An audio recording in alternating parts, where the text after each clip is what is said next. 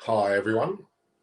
Some people joining very soon. It seems to let me start earlier these days without actually notifying people. And we'll be on from, which is now 10:30 Australian time, 6 p.m.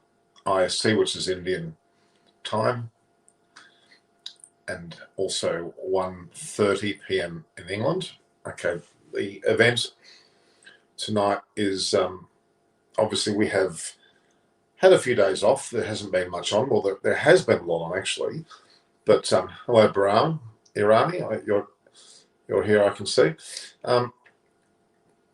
It's a rather lull. All channels are very quiet. Not much in the way of broadcasting going on. But of course, there's lots happening.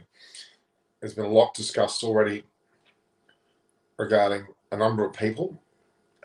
Everything from Arjuna Ranatunga mouthing off about the chances of Sri Lanka against India and the fact that India have sent a second string side to Sri Lanka, and he feels that's an insult. For Arjuna Ranatunga to say that, it's a bit stupid, because that's actually saying that Sri Lanka, if they lose, which they probably will, can't beat the second string Indian side. Well, then he's best keeping quiet, I think. The reality is that Arjuna is just saying that for the sake of, if India says that about the Australian team or anyone else, it would be highly unlikely. In fact, it's very common these days for there to be India A, Sri Lanka A, New Zealand A, Australia A sides floating around the world. Nothing insulting about that at all. It happens in women's cricket, men's cricket. There's no real issue there at all. I don't know. To me, it's rather upsetting that he would say that. Now, Arjuna Ranatunga, I'll let you know from now, even though he won the '96 World Cup, which was a great captain's effort, it was a magnificent effort by Arjuna to win that. He is a great captain, a great leader of his country, has inspired a lot of Sri Lankans to do well. A good generation or two after followed his lead. The Sangakaras and Muralis, the Malengas, all come through because Arjuna was also chairman and president of the Sri Lankan Cricket Board at certain stages. But to be honest with you, he went political not long ago. He became a minister, which is, again, congratulations to him. But he ought to not start commenting about cricket just because he thinks he can. Because in fact he's probably upset. Well, people know that the Sri Lanka Sinhalese Sports Club, SSC, where he was the patron or the man of that ground. He has Arjuna Ranatunga gates and scored a lot of runs there. Captain side has the Ananda College connection, the Alcott games, all the different Buddhist teams. He's a legend, but he's not even able to join that club. And I'm going to say hello to Mali Esther, who's been very supportive. She's from Sri Lanka. She's soon going to be a host on the show. We'll see her very soon. Welcome, Mali Esther. Miss you, and we'll see you soon when you get your phone. The reality is Arjuna, I've got a lot of time. I know Arjuna pretty well.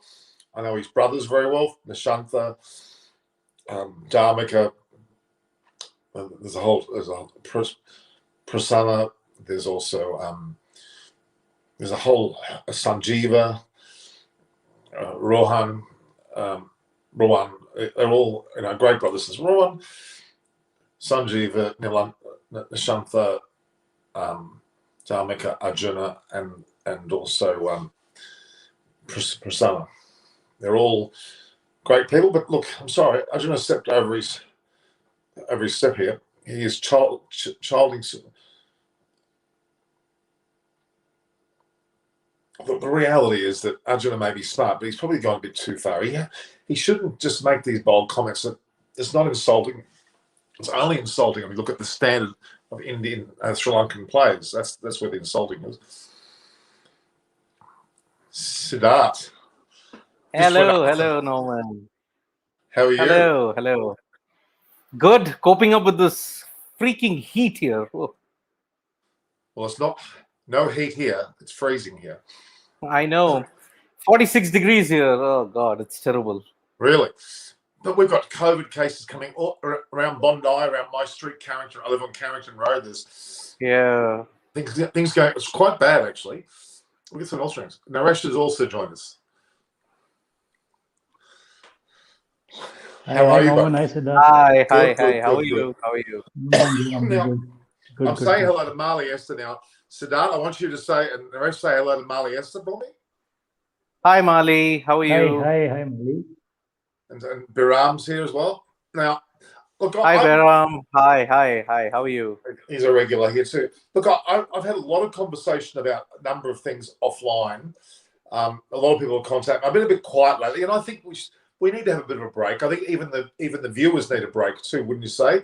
That actually the viewers have gone quiet along all platforms. All platforms are down. Some still do well because they're big names like one of the current players like Ashwin does very well. But mostly all the viewership's gone down, which is, well, there's nothing happening, is there really? But there's a lot to discuss. I started before you guys joined. I talked about Arjuna Ranatunga. Now, I know him personally very well.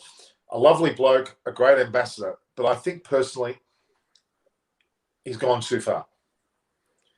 His statements, because all he's doing, it's going to backfire because he said India setting a second string team is insulting. Well, there's an Australia A, there's a New Zealand A, there's a Sri Lanka. It should be an ace able to play anywhere in the world. It's not an insult. What is insulting is if he says that and then Sri Lanka lose to this side, then what is he going to say? If Sri Lanka smashes this India A team, then he can say that. Do you get my point? If his team smashes that team and goes, well, this is insulting. We smashed them. We want the real team. No. That's a bad move because they're going to probably be beaten by this Indian side. Then what is he going to say? Bring the Indian C team. I mean, he's embarrassing. He's embarrassing. He's shooting his mouth off here a little bit too early. His commentary should have come post the series when we saw the results. And look, I know the situation with Arjuna has been a magnificent one. 96 World Cup winner, the chairman of the Sri Lankan Cricket Board. A lot of generations have followed him, such as Jai Surya, not so much Jai Surya, but more Sangakkara, Jayawardena, Malinga. There's a whole, even Murali himself, they all look up to Arjuna as the king of cricket in the country. And he was chairman of the board. He did some great things. But politically and economically, Sri Lanka is Sri Lanka. There's a fair bit of corruption that's gone on over the years. Different leaders have been in power. Arjuna's been in and out of power. Now he's been a minister of government. He understands what corruption is all about because the perceptions are running high against him even. The reality is he is the lord of the Sinhalese Sports Club, SSC. It's his great Arjuna Ranatunga Gates. Everyone loves him. But you know what? He can't even enter the ground now.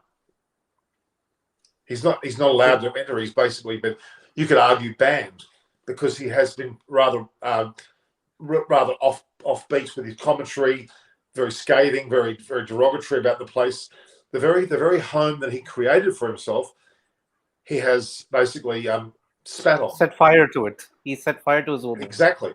And then he's basically, I know from the people involved with the SSC that he's not welcome anymore. That's disgraceful. That's like saying Don Bradman's not allowed to enter Barrel or something. I mean, it's horrendous. He put Sri Lanka on the map, yet he's not able to go to the SSC. Whose fault is that? His own. He knows himself. I remember being with him on many occasions in a car, and you'd see this big billboard with Malinga or Sangakkara or someone advertising something, Angelo Matthews, and he would say to me, he'd make comments like, "Isn't it disgusting? They're all selling themselves out, and how terrible." Yet he himself became the minister of ports in Sri Lanka, not sports but ports. Whether I thought was funny, and he had people in positions in that government that I'm afraid were rather sceptical about how they got in there. His brother, one of his closest partners, got very high positions in the ports positions. Now, you could argue that's because he trusts them, or you could argue it's nepotism. It's job for the boys. So it's a bit hypocritical of him. And I'm not being rude. I'm telling you the fact. And he would like me to be honest. He's being hypocritical. He should have kept his mouth shut. All he's brought unnecessary attention to him. I don't think anyone will. When India smacks Sri Lanka, which they will, the Indian team is particularly good. Shikhar Dhawan, a lot of players have a lot to prove. Sri Lanka's not going to win. They've just lost 3 players. They're going to be smashed. Then what? He'll have nothing to say. As you said, it was not the right time to shoot off. Firstly, number one, look at the experience factor, even in this second string team that I would like to say. Dhawan, 142 ODIs. Kuldeep, Chahal, Hardik, all have over 40 or 50 matches of experience. Bhuvaneshwar has got about 9 years of experience. He's coming back now. The rest of the guys, maybe Nitish Rana, Surya Kumar Yadav, Devdutt Padikkal, Rituraj Gaikwad, they're all IPL stalwarts, if you have to look at it. How many Sri Lankan players have made it to the IPL in the last couple of years? Barring Lasith Malinga. In 2020 and 2021, combined, you just had one. That was Isuru Udana. Look at what all is ailing Sri Lanka at this point in time. 145 provincial boards all across the country. Where will you utilize the talent pool for 145? Over-bloated domestic system. No, you've been involved in pitch fixing. Jayendra Varnavira was involved in pitch fixing, 2015. Jayasuriya was caught in corruption. Also. The entire administration were under review. The entire administration. You have to understand, there has to be no government interference in any board. Otherwise, they risk a ban. But what about Sri Lanka? They've always been testing the line. They always push that line. Oh, we are into government interference. Why hasn't the ICC even taken action on Pakistan also? Because the patron of the PCB is the president. Isn't that government interference? Coming back to Sri Lanka, your technical committee that oversees even Sri Lanka cricket consists of Mahela Jayawardene, Kumar Sangakkara, Aravinda De Silva. They are not 3 novices. They are 3 greats. Both span Ranatunga's generation as well as the generation before 2015. What have they done? Nothing. Tom Moody is in, but what has he done? He can't do anything. Mickey Arthur is powerless. What do you do? I mean, I was with Trevor Bayliss and he was with Stuart Law. That was, I can't remember what year that was, probably a good 10, 15 years ago now. Trevor Bayliss had just submitted the team. He got the reply. He was fuming. He couldn't say, he was mumbling under his breath. He was about to walk out the door. The team he had selected was completely shot to pieces. The players in and out, it was a complete mess because the president had the last say in. Okay? Exactly. But everyone's scared of the situation. Anyone who goes in there to change ends up being either ousted because of whatever reason. And look, women's cricket, don't start me on Sri Lankan women's cricket. Their recent coach they had is an absolute diabolical, untrustworthy such and such. Corrupt as hell. They are all corrupt, I'm afraid. He was sacked, by the way, too. I mean, the reality is, I'm not casting aspersions. They're all levels there was a form of corruption, indirectly or directly. They need to clean it up. Arjuna is really the right person because he is generally a very honest person. In fact, he is honest. But when he went into the position of being a minister in Sri Lanka, he lost all credibility because he did things which appeared to be right. You don't put your brother as the head and one of your closest counterparts as the next in line for a government position if you're the minister. You can't do that. Even if you do trust them, it smacks of the wrong thing, doesn't it? It can't be good. You can't say, oh, I trust him. No, he's your brother, for God's sake. He's your best friend. That's not the person. You can't do that. And that he lost all credibility. That was a really stupid thing to do. I don't know whether he really was being untoward in what he was doing, but the perceptions were strong. He should, if he's going to be involved with sports, be involved with sports. If he's going to be in government, be involved with government. You can't do both. And he's done that. Here he is shouting his mouth off. Okay, he was captain in '96, whatever it was. But I'm sorry, that becomes irrelevant now.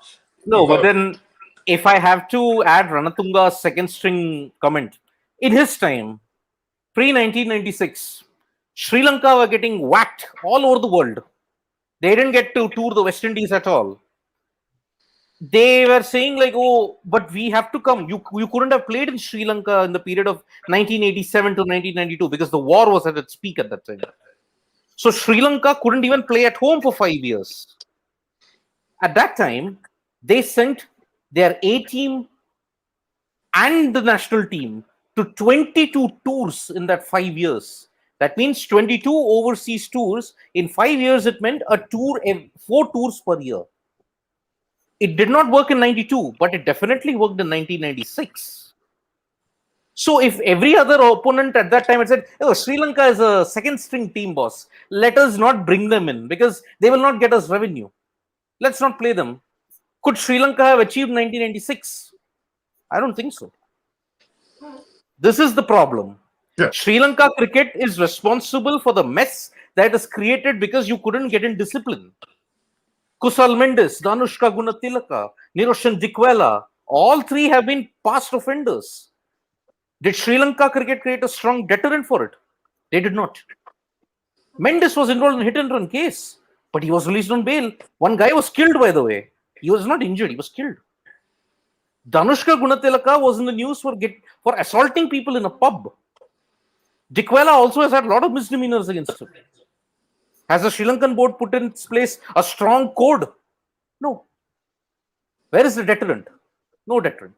So the end result is 3. And in this current squad that may play India, who has played 100 ODIs? Just one, Kusal Perera. In the England ODI, before Avishka Fernando's injury, the first ODI that you saw, the playing 11, the combined 11 of Sri Lanka was 45 matches less than Owen Morgan alone when it came to number of ODIs. Where is the talent pool? You can't utilize the talent pool because there are 145 provinces sending 145 teams. You know what? They have so many good players there.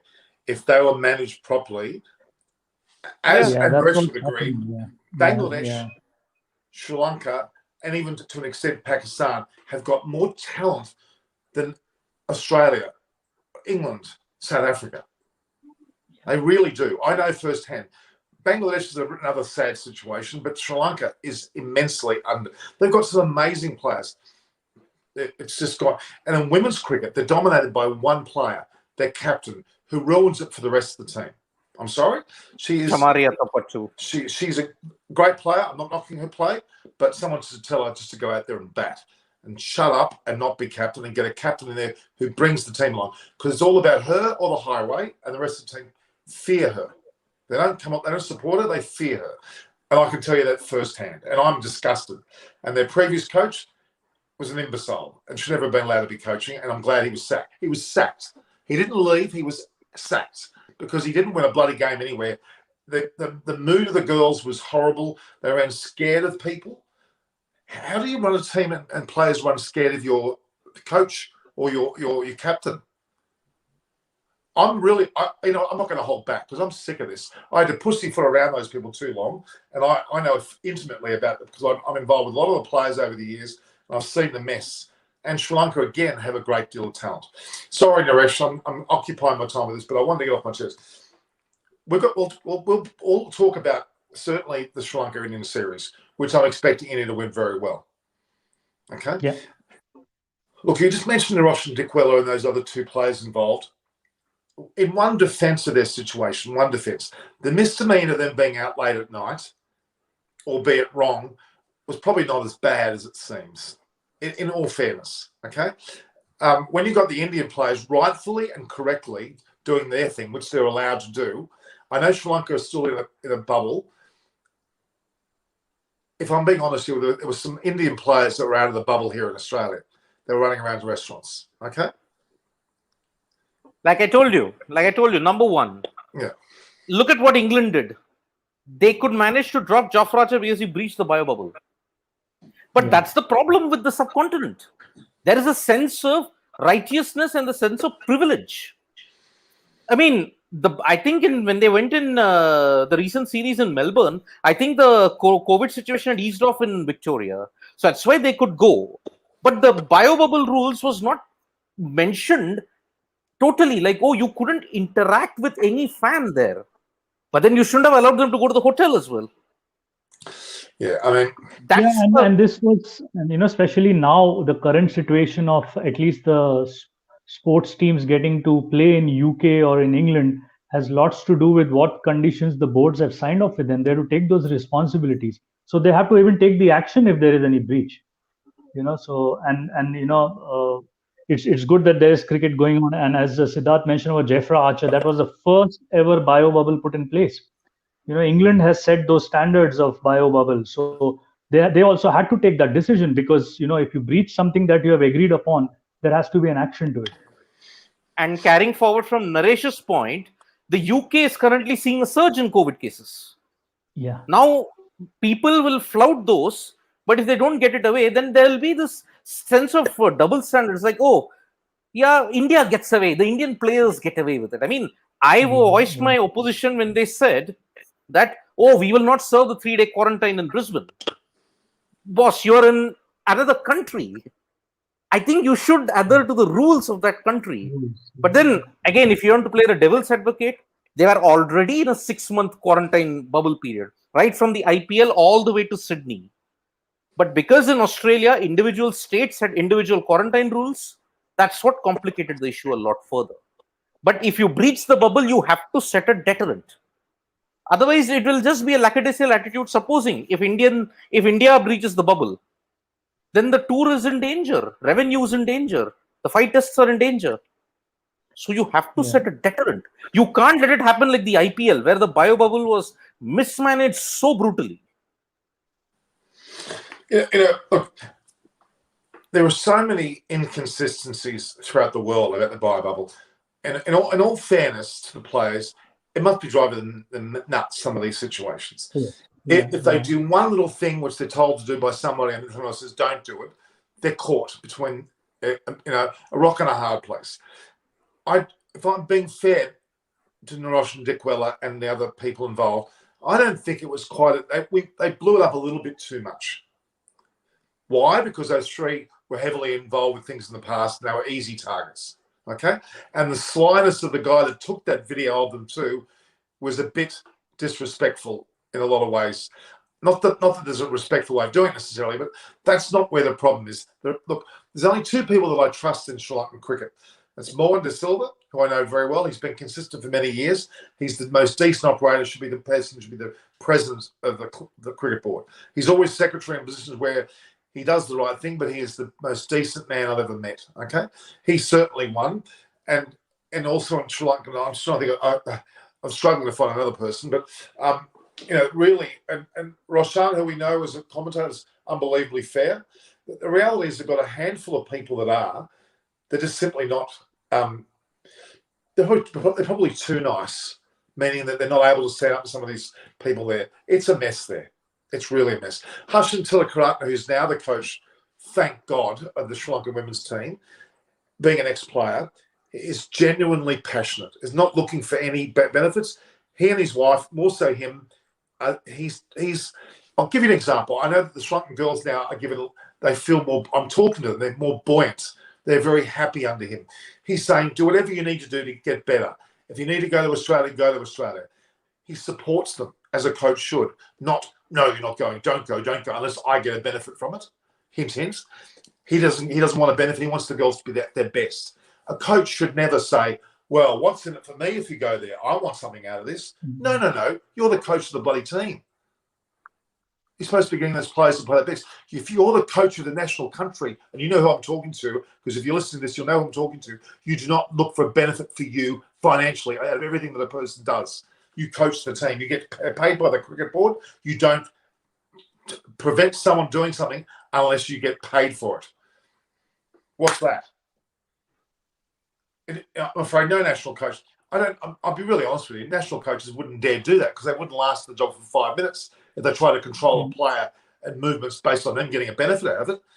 But that was what a national coach was doing in Sri Lanka. So I have no time for a person like that. No time. especially when someone like me does everything out. I'll give my shirt off my back to people and not expect a cent from anybody. And for someone to badmouth me when they've done the wrong thing, I've got no time for them. And that goes for any cricket. Back to India for a moment. I think India are in such a good place. Even though they've had a loss in the World Test Championship, granted, I still think India are in a great place. Look at this. We're constantly working out who to put in the side. We've got too many players. It's like filling a cup of sugar with 10 packets. It's what India need to do, though, in my opinion. I want your guys' opinion on this. India need to take a step back and allow certain players to prosper, as opposed to putting too much pressure on them. Does that make sense to you? Now, Shubman Gill's injured. Okay? He should have been left as long as he needed to be. He's a long-term player. Would you agree? If it fit. Yeah. Pretty sure. I still think he's a long-term player. If fit. Those sorts of players are going to be India's future. They've got to be careful how they deal with them and not over-expect, even though they are expected a lot of. Does that make sense, Siddharth and Naresh? Does that make sense what I'm saying? Naresh. Yeah, and there's another thing to look at. These guys are very young, 21, 22, Gill, Prithvi Shaw, even if I put Rishabh Pant in that bracket. And I'm a real advocate where these guys should focus on the longer format. It's very, very good to see that today India has announced the domestic season where Ranji Trophy comes in back. It's very, very important that they play those, long seasons and the longer format of the game even at home, which they missed for the last 18 months. So yes, Gill was obviously the first choice, the way it sounds like India's first opener choice, but now unfortunately he's injured. But coming back to this point, on Arjuna Ranatunga's comment, I think he's a bit ignorant of what's happening in the cricketing world today for making this comment. He's not been following the world cricket overall. Australia has accepted the fact that, or rather even South Africa, that India can within few years play 3 or 4 teams. That's the quality of the cricket India is playing. So, and who does he call the first stream team, or how does he derive a second stream team? Is it just because Virat Kohli and Rohit Sharma are not playing? India won the Asia Cup without Virat Kohli. India won the Australia series without Virat Kohli. So, it's just a comment out of, he's more to target his own board than anything to do with the team sent by India. So, that's all it was. Yep. Everything he says is targeted towards what he would see is his ability to undermine them to get elected back into the position. That's his motivation. I'm sorry. Yep. Simple. No, if Arjuna... I won't be surprised if Lanka doesn't qualify in the T20s. They have to go through the qualifiers. It's going to be very tough for them. It will. No, if Arjuna wants to have a full team, this thing, okay, if he considers A-listers as Virat Kohli and Rohit Sharma not missing this current tour, he just has to look back 4 years ago when both Virat Kohli and both Rohit Sharma were there in all the formats. What happened to Sri Lanka at that time? 3-0, 5-0, 1-0. The tour wash happened. So if Arjuna wants a full tour wash so that he can ensure that the Sri Lankan cricket board further goes into disarray, he's more than welcome. I think that is why he's frustrated. He lost out on a good chance to destroy this current Sri Lankan board setup, because if Virat and these guys had come, a T20 would have been finished in 10 overs, probably. At least they've got a bit of a chance now, perhaps. Not really. No. I mean, look, there's issues with. I mean, every single coach, non-Sri Lankan that is, that's come in there, have come out shaking their head. Honestly, and the best and most decent, most honest man I've ever met in the coaching role is Trevor Bales. Incredibly fair. Yep. Even with the Dave Warner situation when Warner was sacked from the captaincy and from the team for the Sunrisers Hyderabad, that was Trevor Bales. That was not Tom Moody. I'm pretty sure that was Trevor Bales. He would have given that, and it was a bold move to do that. Yep. What I'm getting at is Trevor Bales. I know he did a lot of good things for Sri Lankan cricket. He got Jayawardene and Sanghar on side. They loved him. Angela Matthews was also good. I mean, you really can't knock the Sri Lankan players. It's what's around them that's created this situation. Really. Yeah. I mean, anyway. Indeed. I mean, Norman Naresh, just one question before you move on to the next topic. Yeah.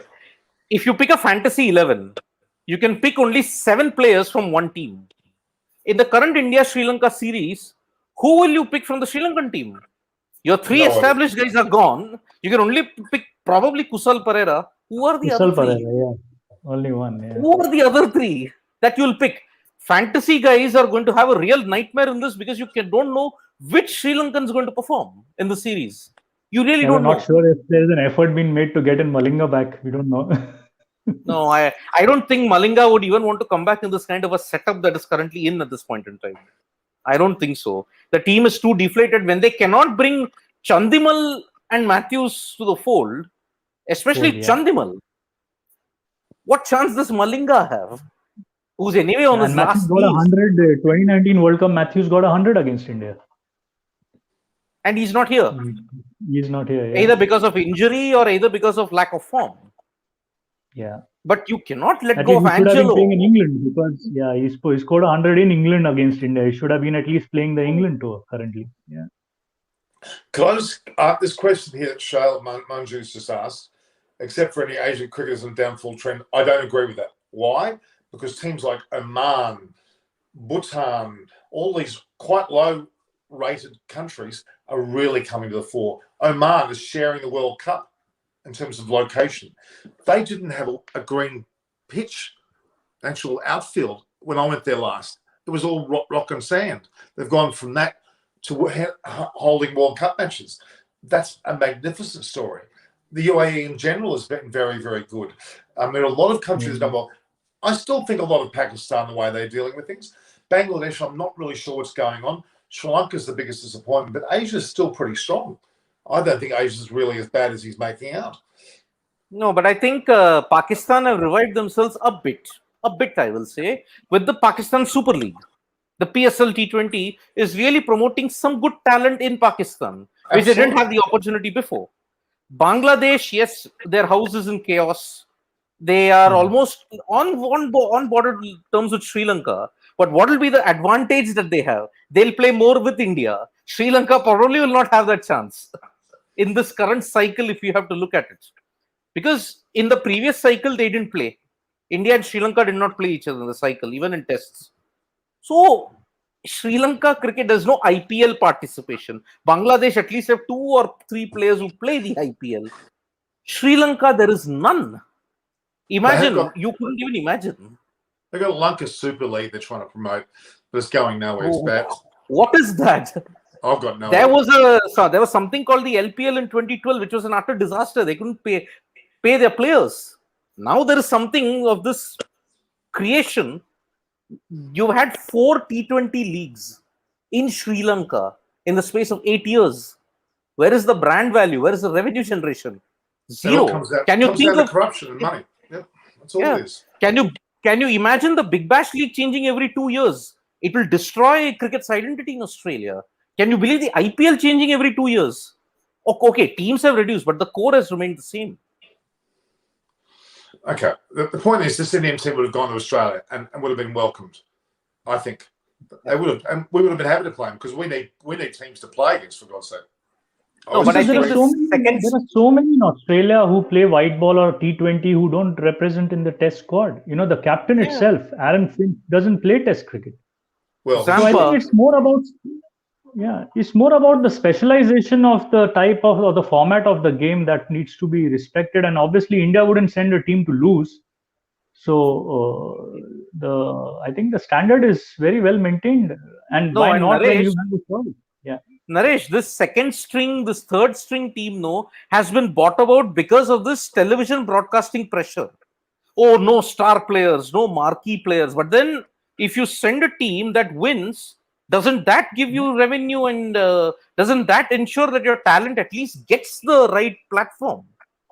It is all a creation of this broadcasting nonsense, which relies on star players for eyeballs. It is just that. There is no such thing called as a second string or a third string or a fourth string. Correct. The definition of a second string will be like what happened to the West Indies in 2009, when suddenly the core 11 withdrew because of financial crisis, clash with the WICB, and they had to pick some players who were not ready. That is a second string. This Indian team has got more experience than the Sri Lankan 11 put together. You can't call that a second string team. I'm sorry. Yeah. If you go to Australia, they will give Australia a good fight. Even New Zealand will give them a good fight. Why can't you wrap it around as, oh, it's a rotational policy? Why can't you do it in that way? Actually, New Zealand have also worked out the system of the New Zealand A side, haven't they? That's allowed them to become what they are as well. Even Bangladesh has merit some of the things they're doing. Bangladesh have got a very good institute of sport in Bangladesh, BKSP. Okay, it's actually very good. I know personally. That's not too bad. Something's gone wrong at the upper level. Some of the top players have been muddied by all these other leagues. If you put a cap on the number of other leagues they've got and some test whether they can financially, player-wise, support that new league, and it gets a tick, it's approved. I don't know whether they go through that process. I don't think they do. I mean, there's Canadian leagues and other leagues. All right. No, you will. The basic thing is everybody needs a NOC, no objection certificate from the board to participate in any league in the world when it comes to the subcontinent. Even in Australia, you'll have to need an NOC from Cricket Australia to ensure that players like Adam Zampa, players like Andrew Tye, they go to the CPL and play. But you see, there is a situation developing when it comes to both Bangladesh and Australia. Why Australia? I'll come to it. Bangladesh, do you remember Shakib said, oh, I will not play the test matches. It makes no sense. You have not qualified for the World Test Championship final. I'll only play the IPL. So the club versus country debate has taken on a whole new dimension in Bangladesh. But there is a situation developing even in Australia. When Shane Warne said, like, players who play the IPL, it is no guarantee that they will come back to the national team. This is the first major ripple that we are seeing. Club versus country, which is not a problem in Australia, is slowly becoming a problem in Australia also. These are danger signs. Amber signs that, because again, the World T20 and IPL are clashing. After 3 days is the World T20 potential. Few of them withdrew from the Caribbean tour. So that is what led to this comment. Yeah, and today there is something on Steve Smith who may also skip purely on fitness to be fit for the Ashes. So there is lots happening in Australian cricket. I agree. Yeah, but Steve Smith is also angling. He wants the captaincy back. He's trying to give he wants to look like he's willing to forgive everything as long as he plays Test cricket. Hint. What about captaincy? Which it's not. I mean, one thing I'm very happy about with Justin Langer at the moment is that he holding fast. He's going to keep Tim Payne in that position, and they're going to hold on to that. They're going to keep it. No one's going to take Tim Payne out of the Test against Afghanistan and the Test Ashes, which is, despite Tim Payne's good or bad form, is a sensible move. I think that's a sensible move because Australia needs to get some sort of stability going. And anyway, look, Norman. It is a written rule. If Australia lose the Ashes, only then there'll be a captaincy change. Otherwise, there'll be no captaincy change whatsoever. The Ashes is the final test. If they lose that, then there will be captaincy changes. Oh, no Otherwise, doubt. no way. Especially at home. Exactly. So if I go back to Sri Lanka for a minute, Angela Matthews, Dinesh Chandimal, I rather think that they both had pretty confusing cricket stories, meaning in and out of captaincy, in and out of the side. There were some real issues there. Dinesh Chandimal was a great player. Let's be honest, he was a very good player. Very good player. And the other sad thing for me is Naroshan Dickwella. He scored 18 or 19 50s in the long form, the Test form. And his keeping is already almost knocking on the door of being in the top 2 keepers of all time for Sri Lanka. Do you realise that? Yep. And he has been in and out of sides. To me, if he was batting higher in the order and was given more responsibility, he was an opening batsman. He could score big centuries. He was prolific throughout his whole life of scoring centuries. We've seen him do very well. He could have been anything. Now, he's gone a bit wayward. I'll give him that, but they shouldn't lose track of him because he's still an exceptional player. Like Chandimal was. Some of their jewels, they're throwing around like yo-yos. And it's who in the board supports that player, which is probably more important than anything else. There's an element of, there's an allegiance. Look at the way that Jai Surya ended up being in Parliament all of a sudden, was brought back into the team by the then president. Remember that? He was suddenly picked. That was the time. I think it was Bales' time. He had the team said no. There was no Jai Surya in that team, and all of a sudden he's playing. That was a joke. And he also had a political. It's just hilarious. Anyway, all right. Now I noticed with the Australian series, which is being squished into a period in the next. Did you notice Did you see that release today? There was a breakdown of the Australian games against the West Indies. Did you see that? No. I've posted on my community page. It's very interesting if you read it. It says it was from cricket.com, so it's from Cricket Australia, effectively. They talked about the breakup of their teams, and they've talked about the games that are being squished. There's 5 matches, the 10th, 11th, 13th, 15th, 17th. 5 matches. Did you hear the dates? 10th, 11th, 13th, 15th, 17th. That's squished, isn't it? Yep. So these are the 5 T20s they're playing in the Caribbean island. Yes. So, if you follow the current series which is going on against South Africa, they play all the 5 games at the same venue. And as you're saying, 10th, 11th, that's the weekend. And normally in West Indies, you see weekend games happening. They used to do it even in the ODIs. They're doing it now in the T20. So after today is the last game, South Africa, West Indies. So West Indies get a break for a week, and then they start the tour, the series against Australia. And I think West Indies will be it's actually most 5 or 6 prepared. days. But, Every alternate day. Anyway, this match is not happening because of hurricane. It's not happening this match. Today's game, huh? Yep. But Hurricane Elsa. But I'm happy with the West Indies. The West Indies are trying to attract people to their country. They're trying very hard. They're opening the doors. They're doing whatever they can. That's clever. They're bringing back some of their older players. Good or bad, I think it's good. And look at what happened with Gale and who was it? The bowler. It was 2 bowlers. Not Bravo. You're saying Fidel Edward? Yeah, Fidel Castro, yeah. 41 and 39. Yeah, they opened the bowling in the last game. Yeah. But hang on, they did very well though. They still did very well. So very good game. It was a very good game. Yeah.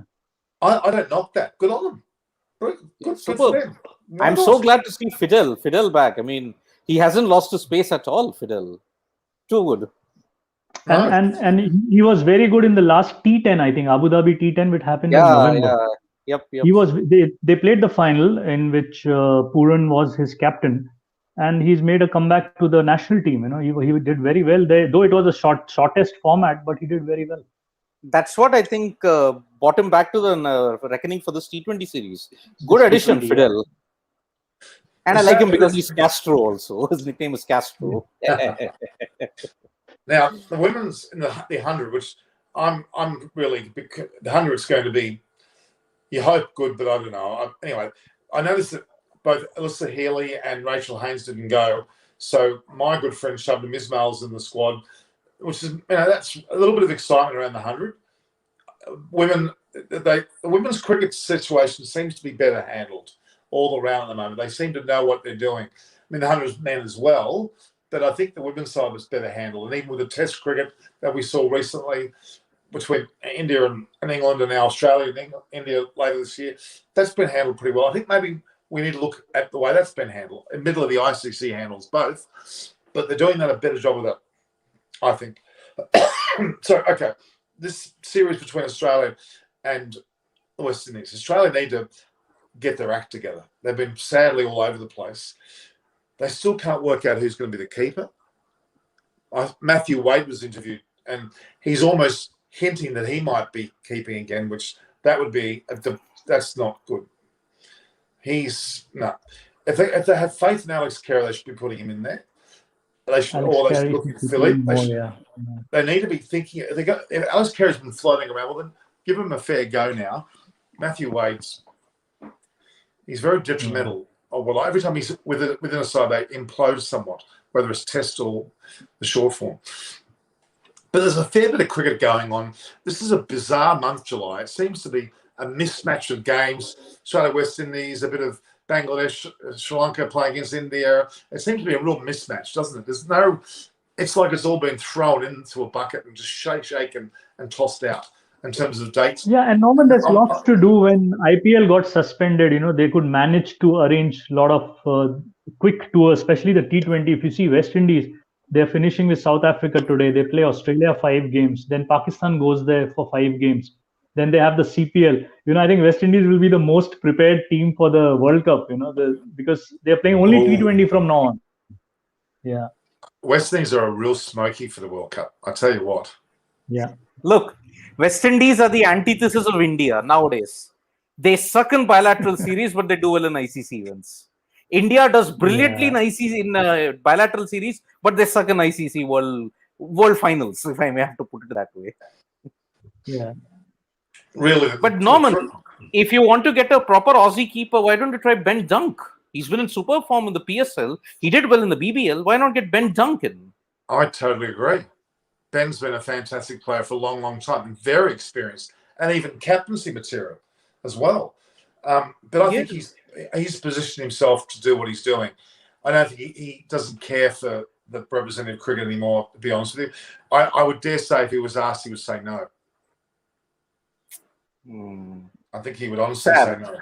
Because he would give a lot of stability in the keeping bit, and also he's a good aggressive opening bat. I know. Kind of a la Gilchrist. I know. He's got plenty. Alice Carey hasn't really come to the fore, and it's very disappointing. Matthew Wade, no. And You're Josh going Philippe, 4 steps back with Matthew Wade. You're going 4 steps back with him. It's a real issue, to be honest with you. They're confused, and that's again due to domestic cricket in Australia. There's a confusion there. There's a whole list of things that are not going right, and it comes back to our administration. We've now got the likes of, we've got a good stable CEO who's from outside looking in, which I really like. He's had ICC experience as well. I've had a mental block of his name. What's his name again? Nick Hockley. Nick Hockley he's a British man, English man, who had ICC experience and has come in with this. I'm not going to align myself to anyone. I'm going to do the best I can in the job. That's what you need. The more and more I think about it. Sorry? Are you talking about Kevin Roberts? He's sacked. Oh, yeah, he's sacked. Yeah. He was gone, and he was really not liked. They got rid of the media manager too. He was sacked. Nick Hockley then. Nick Hockley's the current. He's retained. He was 12 months. He was on an acting position and got the job. Okay, but he has come outside in, and I actually think that's a good thing. There's no preconceived, power broken going on. It was actually a good move to bring someone outside in. And if you're going to run a country's board, the more independent you are from everybody, the better, really, because you're going to do the best for your country. For not so much for the country, but in your job, if that makes any sense. Also for the country. What do you think of that? Having CEOs that are outside coming in, who don't have allegiances, who don't have nepotism, I think it's a good move. I don't think Sri Lanka will go for that. Sri Lanka won't do that. No hope in hell. Anyway, all right. So, both the Kushal Pereira and Dikwela and Mendes, those guys were really, they were very good. They weren't yet ready to be leaders of the country. They needed someone above them. Don't you agree? They need someone above those three. They're great. They're great players individually. Now they've lost 2 of them, at least indefinitely. And of course, Ollie Robinson's back. Did you see that? Yep, back. Yeah. For England, yeah. I feel sorry for him. Yes. A little bit. He was stuffed around something like that. Oh my god. And he's so-called served his time because he already missed matches, and therefore they've deemed he needs no more to be served. I think July's a shake your basket, throw things out time, I'm afraid. We'll get back down to stability when the India-England series starts. I'm really excited about that. I think that's really going to be a fan. And India get 2 games, is that right, beforehand? We don't know. One is confirmed. One is confirmed. Yep. Yeah, 20th July, they play 3 or 4 day game. One is confirmed. Not sure about the second. But again, the power of the BCCI, how you can mold the ECB into organizing a warm-up game in COVID time, you can very well change. Then why don't you change the United Nations mandate also? If the BCCI is so powerful, they should do it. No, it is laughable. I'll tell you why. This was the same Indian cricket team and the same BCCI who said, oh, these warm-up games are serving us no purpose. The quality is poor. They are not giving us anything to adjust to the conditions. Now the same team is like crying out loud that we want a warm-up game. For what? You're already 1 month in the UK. You've already played one test which you lost against New Zealand. You want a warm-up game suddenly for England, 5 tests, because it's part of the World Test Championship cycle. A warm-up game? Really? Is India living in a parallel universe of convenience? So I think that is, it's laughable.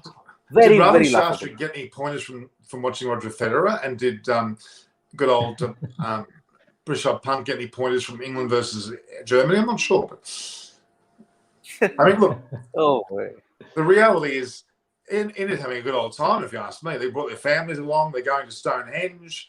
They're having social distancing. At least it's like, after a very long time, it's like living a normal life because they've been in bio bubbles. They must have lost the count. They would have lost count of the number of bio bubbles they've lived in. So from that perspective, it's very good. They're out in amongst the people, so it's very refreshing for them.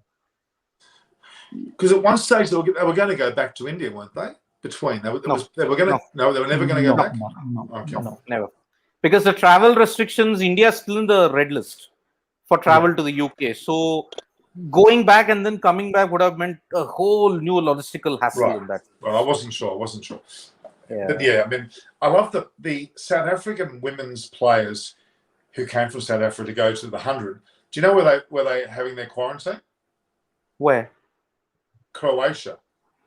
Whoa! Okay, wow. Croatia?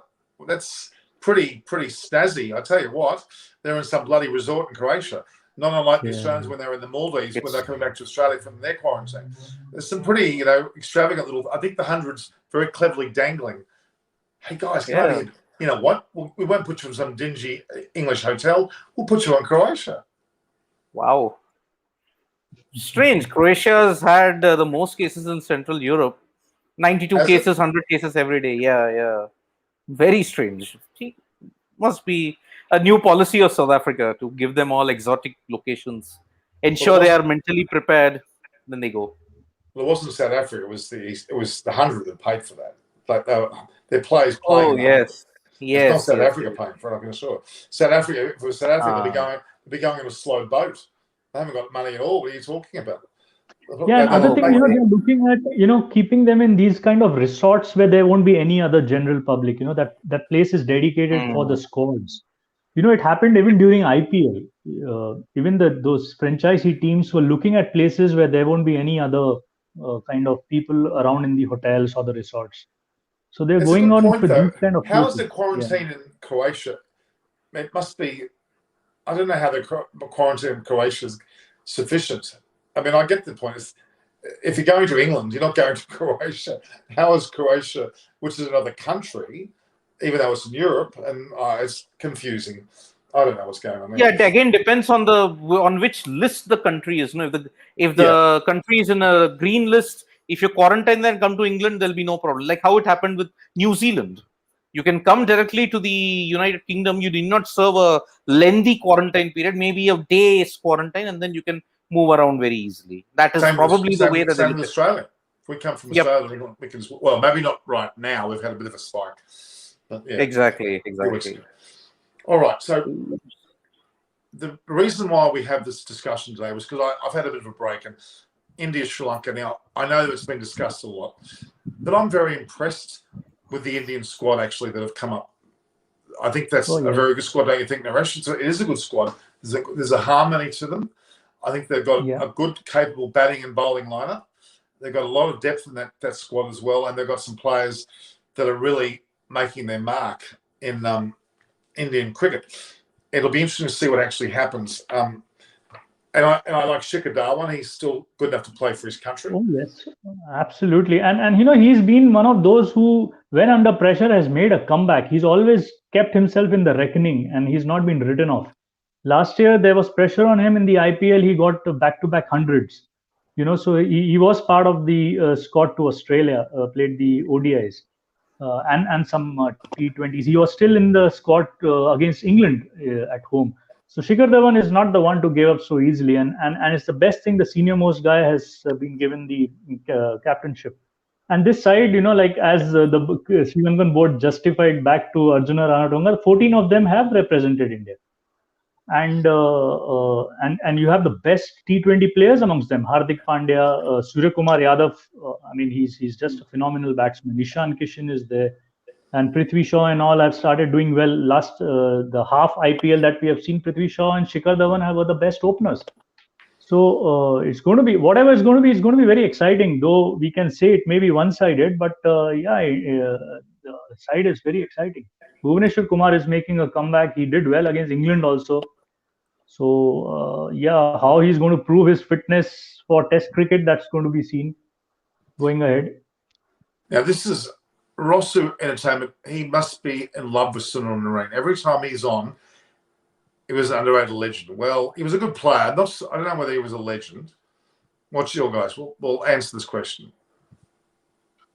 I think once the ICC came down hard on his bowling action, you remember in 2014, there was a total purge on these off spinners. I think then he lost his potency. Otherwise, till then he was superb. The variations you couldn't pick up, you couldn't do anything about it. But once the ICC said, oh, no flexing of the arm, no chucking and all that, 2014, I remember that year. It was a terrible year to be an off-spinner. Kane Williamson was banned, Shane Shillingford was banned, Saeed Ajmal was banned, Sunil Narine was banned. Oh, God, it was a crime to be an off-spinner at that time, I'm telling you. So, crazy. Yes, when the ICC cracked down on his action, that's it. It was the end for Narine. Like how it was for Ajmal. Very difficult. Yeah. Like how it was for Ajmal. Ajmal had a prominent flex, but the Dusra was so good. But once he reverted to that straight arm, finished. His career was done, Saeed Ajmal. If I'm being really honest with you, I don't care too much for the exact rules around what is a legitimate ball and not. I think it's a judgment call, and I love having unusual bowling. I don't care how you hold it and how you throw it. You still have there's an element of skill in that delivery. Let's be honest. Don't you? Even the way Morley, everyone knocked his bowling action, but he created a record that we can't deny.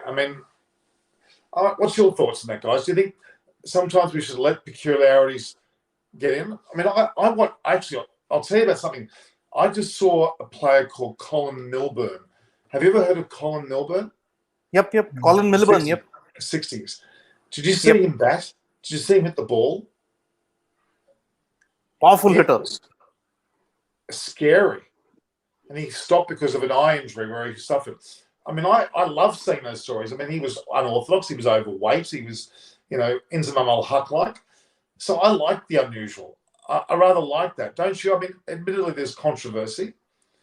But if they're successful, then, that's the testament to the bowler. I don't really think, unless you bowl no balls, unless you bowl underarm, I'll accept everything else. But you have to bowl in the 80s. You had to bowl underarm. New Zealand were robbed by those Chappell brothers. I'm telling you, that was the worst thing I've ever seen. That was terrible. Yeah, it wasn't even necessary. The justification. I remember Brian McKechnie. Brian McKechnie was a double international for New Zealand. He gave New Zealand All Blacks that win against South Africa years later in that epic series. But he was a cricketer first. Now, Tony Gregg, at that time, the great Tony Gregg in commentary, he came up with the justification and heaped scorn on McKechnie. He said he didn't even try to hit that damn thing for 6.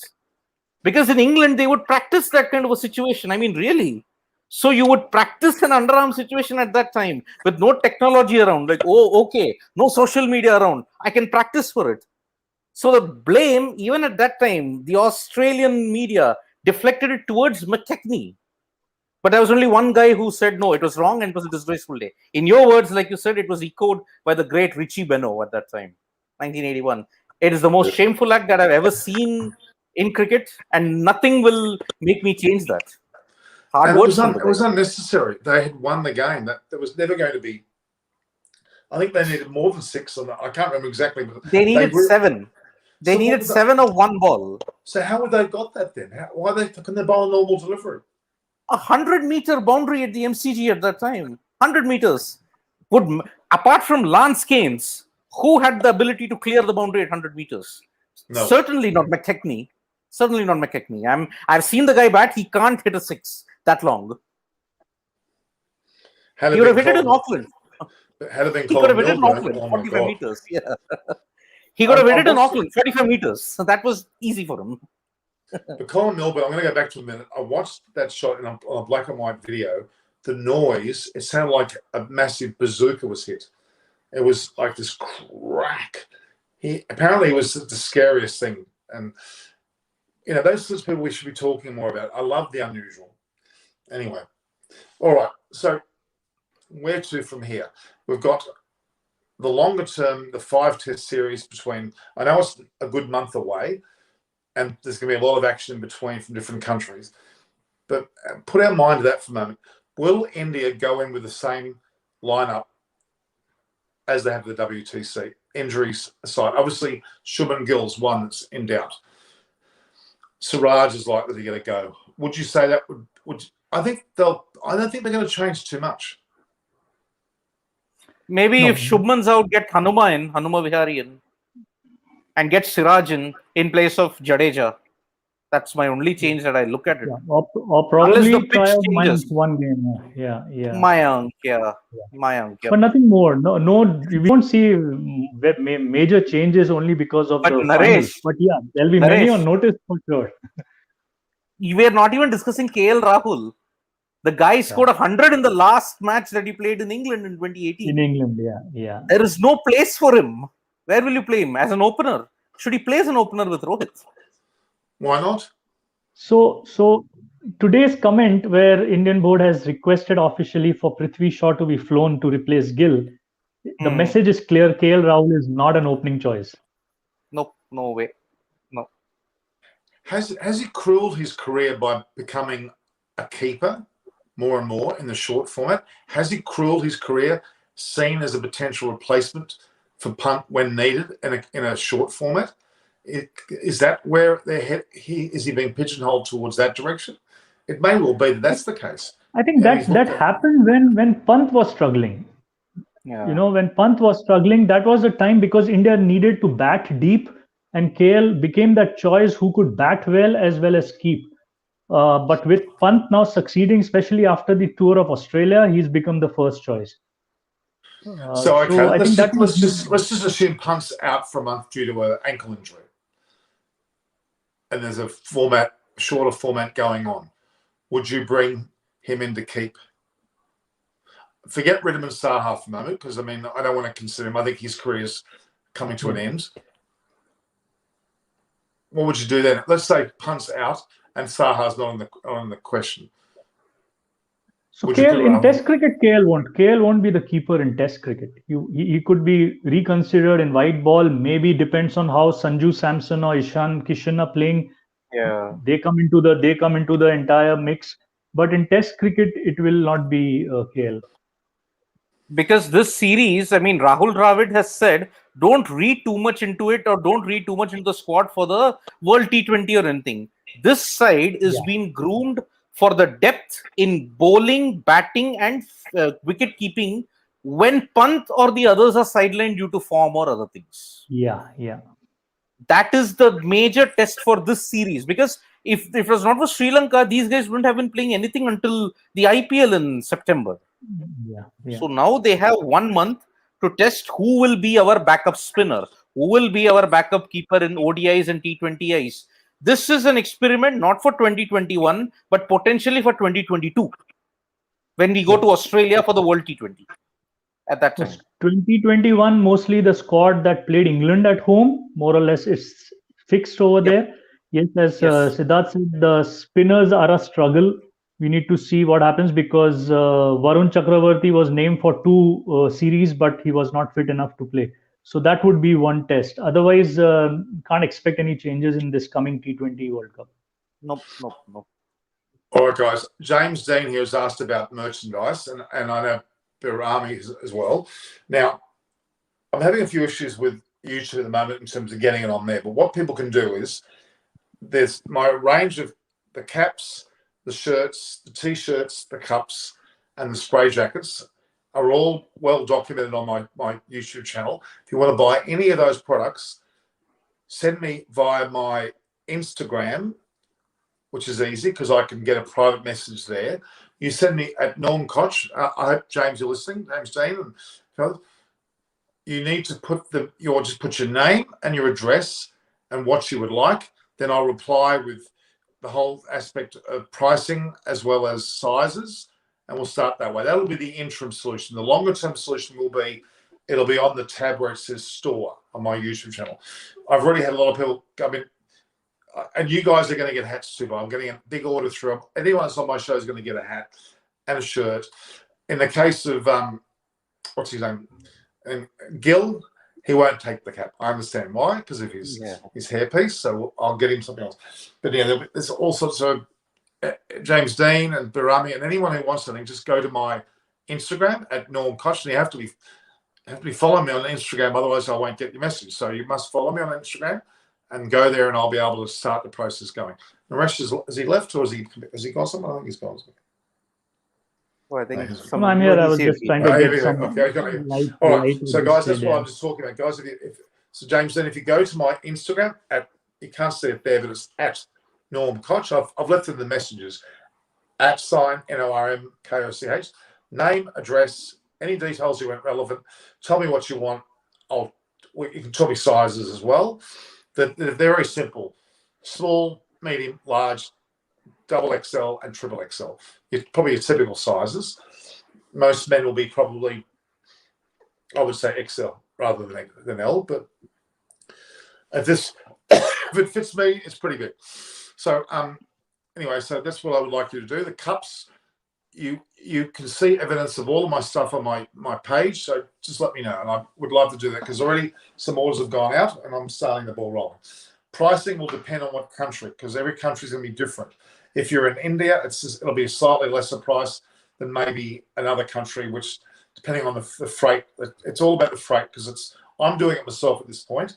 I haven't got YouTube to handle it yet. If they do it, it might be a better situation. But me, I'm doing it out of my own pocket, so I want to cover my costs. I'm not looking at a great profit at all. I just want to get the gear out there, so it'll be pretty good. All right, so that should answer that question. All right, now.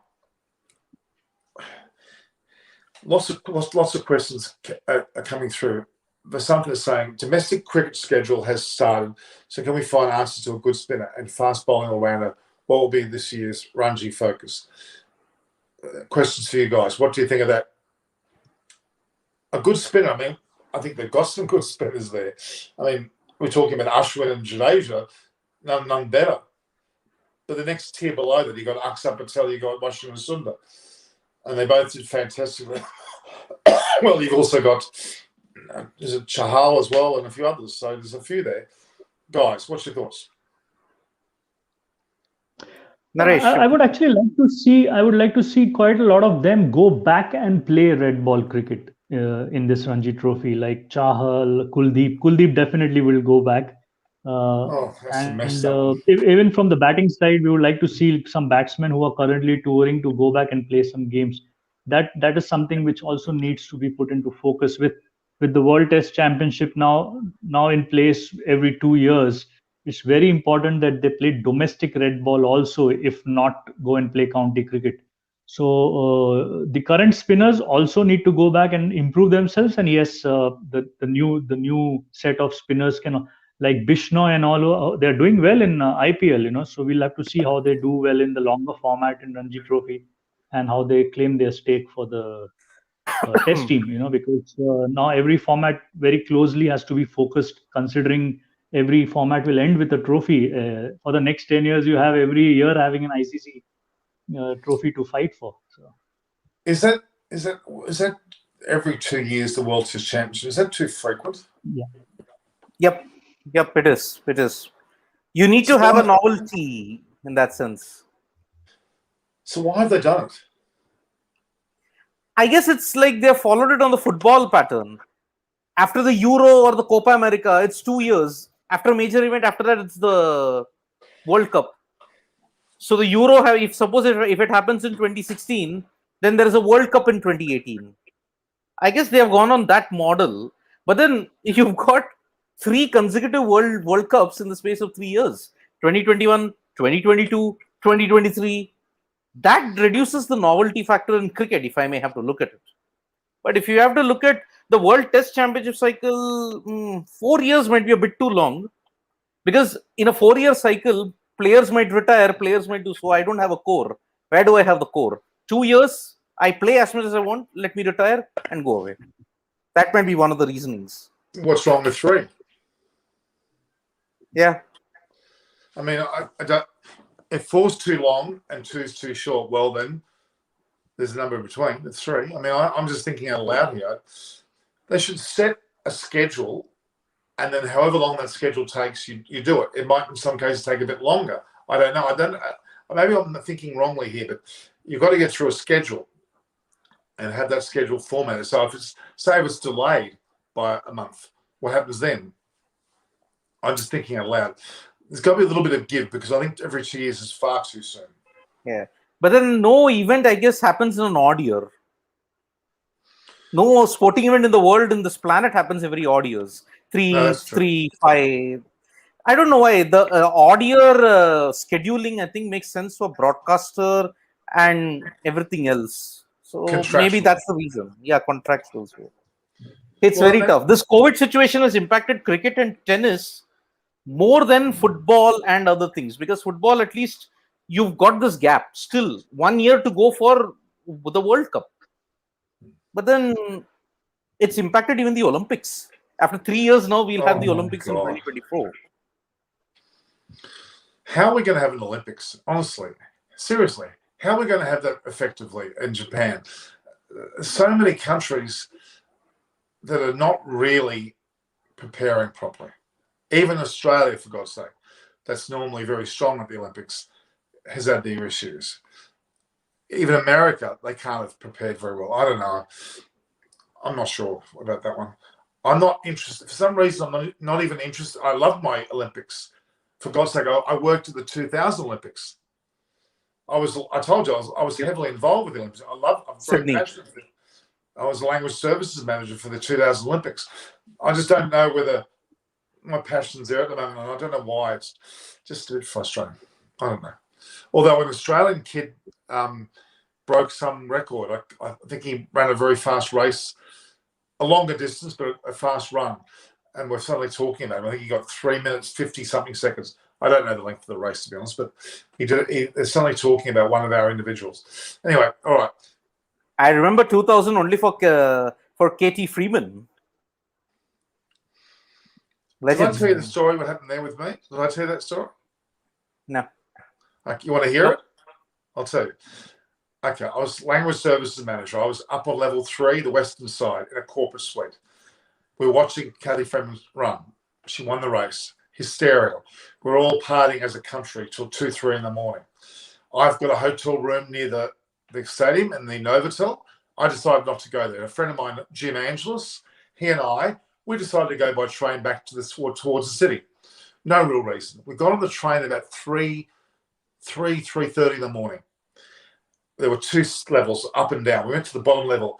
There were these Aboriginal men in the bottom level, and I had a good look. And I go, that's Kathy Freeman's brothers. She had a brother, Norman, my name, Garth, and Gavin, and a lady called Mary Anthony, who was the personal assistant to Kathy Freeman. And I think there were other people. Anyway, they were there, and I went running up and I said, you're the Freeman brothers? And they said, yeah. They were very humble, very quiet, sober, totally sober. Anyway, I said, what are you guys doing? Aren't you excited? Your sister just won the World Cup, the gold medal from the Olympics. Oh, how unbelievable. Like, yeah. what are you guys doing? Oh, we're going back to our billeted accommodation. I said, no, you're not. You're coming with Jim and I. We're going to go into the first pub in the city. We're going to celebrate, have a drink. And they go, oh, really? And they were, from being extremely sober, they got very interested because they're drinkers. So we headed into the city, went to this pub called the Chamberlain. Then we went into the area of King's Cross. There was a place called the Bourbon and Beefsteak. It's 4, 5 in the morning, 6 in the morning, drinking away, having a great time. Big celebration. On these big screens, you got Kathy Freeman winning the gold medal, replayed 1,000 times. I've got her brothers around me. Every so often you saw the brothers on the clip too, because the cameras found them in the audience. Then you hear Kathy Freeman's speech after the game, and she goes, you know what, even my brothers, they were sober. And I'm sitting there going, no, they're not. Not now, they're not. So they're getting drunk around me, right? So about 7 in the morning, almost 8 in the morning, they're still carrying on. And I've got, oh, guys, I've got to go because I'm meant to be at the next set of events that day. I've got to go. And I said, what are you guys going to do? We're going to stay here. Leave us with some money and we'll buy some drinks. Sure. So I gave them some money and they continued to drink. So they were going nuts. I've gone home, did whatever, I had a bit of a sleep, got up, was heading towards the stadium. I get a phone call from Mary Anthony, the personal assistant of Kathy Freeman. She goes, hey, Norman, where are the boys? I go, oh, the last time I saw them, they were at the pub in King's Cross. Oh, my God. So 6, 7 p.m. that night, I'm at the stadium. The next set of events are happening. It was another set of athletics events. I get a walkie-talkie message from down the gates of the stadium. The person says, Norman, there are 3 men here who want to see you. Who are they? I think they're saying they're brothers of Kathy Freeman. Oh, my God. So I went down and got them. They've sold their tickets. Right? They wanted to get it. So I got them into the same. They're in this corporate suite, and they go, Norman, are we going out again? I said, what do you mean? Well, you did it last night for us. We want to do it again. And I had to say, no, guys. Anyway, it was hilarious. So I had a relationship suddenly with Norman Freeman, same name as me, Garth and Gavin. Anyway, after the Olympics, I'm at a hotel with my future wife who's with me. We're having coffee in Sydney. In comes an entourage of people. At the head of it is Kathy Freeman with her personal assistant, Mary Anthony, and other people. I saw Mary Anthony. I'm going, Mary Anthony, it's Norman. She goes, she's high. And then Kathy Freeman turns to me and goes, you're Norman. Come over here. So Kathy Freeman invites me over to her. And once she goes, Norman, I want to thank you. I said, why? My brothers could not stop talking about you because you helped them and did all these great things for them. And you got them drunk, but they had a great time. And so I've had this bizarre situation which occurred. Can you believe that? What an incredible story. So the only sad thing was Norman Freeman, about 2 years after, maybe 3 years or so after the Olympics, was killed in a car accident. It was really sad. He was a lovely bloke, and we had an immediate connection. And even to this day, Garth and Gavin, who are the other brothers, make irregular contact with me and call and go, hi, Norman, it's Garth, even years later. It had such an impact on them in that day. Very special. Can you imagine that feeling? So I had a great rapport with the Olympics. I'm sorry to bore you with that. Was that boring? I hope not. No. Very interesting. Just out of nothing. And it was just so much to be able to be with these men when their sisters just won the gold medal. It was phenomenal. They were very down to earth, of Aboriginal origin, very decent, lovely guys. Anyway, all right, back to this. When does the Olympics start this year? 23rd July. 23rd. My God. 23rd July. That's extremely close. That's literally 3 weeks away. Yes. Less than 3 weeks away. So have all the athletes arrived? They are arriving. By next week, everybody would have arrived. Because they need to go through quarantine as well, don't they? Yes. Yeah. No, but then some athletes are quarantining in Europe. So their time will be reduced in Japan. Because from India to Japan, there are no direct flights. Flight travel has been suspended. If anybody manages to come by a chartered flight or anything to Tokyo, they'll have to undergo a 14-day quarantine period in Japan. So how is that fair? How does it work out fair where some countries might have a bit of a green light over others because of their conditions? It gives almost an unfair advantage to a person from, let's say, Australia, maybe because they have less quarantine, I'm assuming. Yeah. But again, the COVID cases, you can't help it. You really can't help it. Because India has got it's the second most impacted country in the world after the US. The US, I think most of the athletes have already come to Japan because they'll have to undergo a 14-day quarantine period, and that's very important for them. None of the media from India are going this time. I don't know, maybe one or two are going by some special arrangement, but none are going from India this time around. I know one of the Sri Lankan media, he got some way, I think he's got himself permission. I don't know how, but he got permission. Wow. Yeah. But are there less events? Are there any impact on the number of events? Or is everything per schedule? No, in fact, the number of events has increased from the last time. It's increased. Amazing. But cricket is going into the Commonwealth Games. Yep. And then potentially into a later Olympics. All I know of it. Maybe in LA, yeah, maybe. But I don't think an addition of cricket would make that much of a difference. Of course, if you can have softball and baseball, why not cricket? Well, cricket is supposed to be the second most popular sport in the world, isn't it? Most played sport in the world. Correct? I don't know. Well, I feel there are only, if you look at the ICC and their allotments of series, only 3 nations are playing cricket properly. Only 3 nations. India, Australia, England. That's it. The rest are all just playing for the heck of it. It's a sad thought, isn't it? But it's probably true. I mean, look at the allotment of the World Test Championship cycle, the second allotment. It's a joke. New Zealand, again, only are playing 13 tests. Again. And only 1 3-test series. Only 1. Isn't that a joke? Your world champions are just playing 1 3-test series. And 4 2-test series. 5 2-test series. How is it even fair? England are playing 22. India are playing 19. Australia are playing 18. South Africa are playing 15. South Africa are playing more than New Zealand. It's ridiculous. It's absolutely ridiculous. Because again, there will be a situation where, okay, New Zealand are playing just 14 tests. They will get only 168 points for the whole 2-year cycle if they win all 14. Which we know is next to impossible. It will not happen. So they'll calculate a percentage point. So the team that plays more has a chance of going through a lot more. Yeah.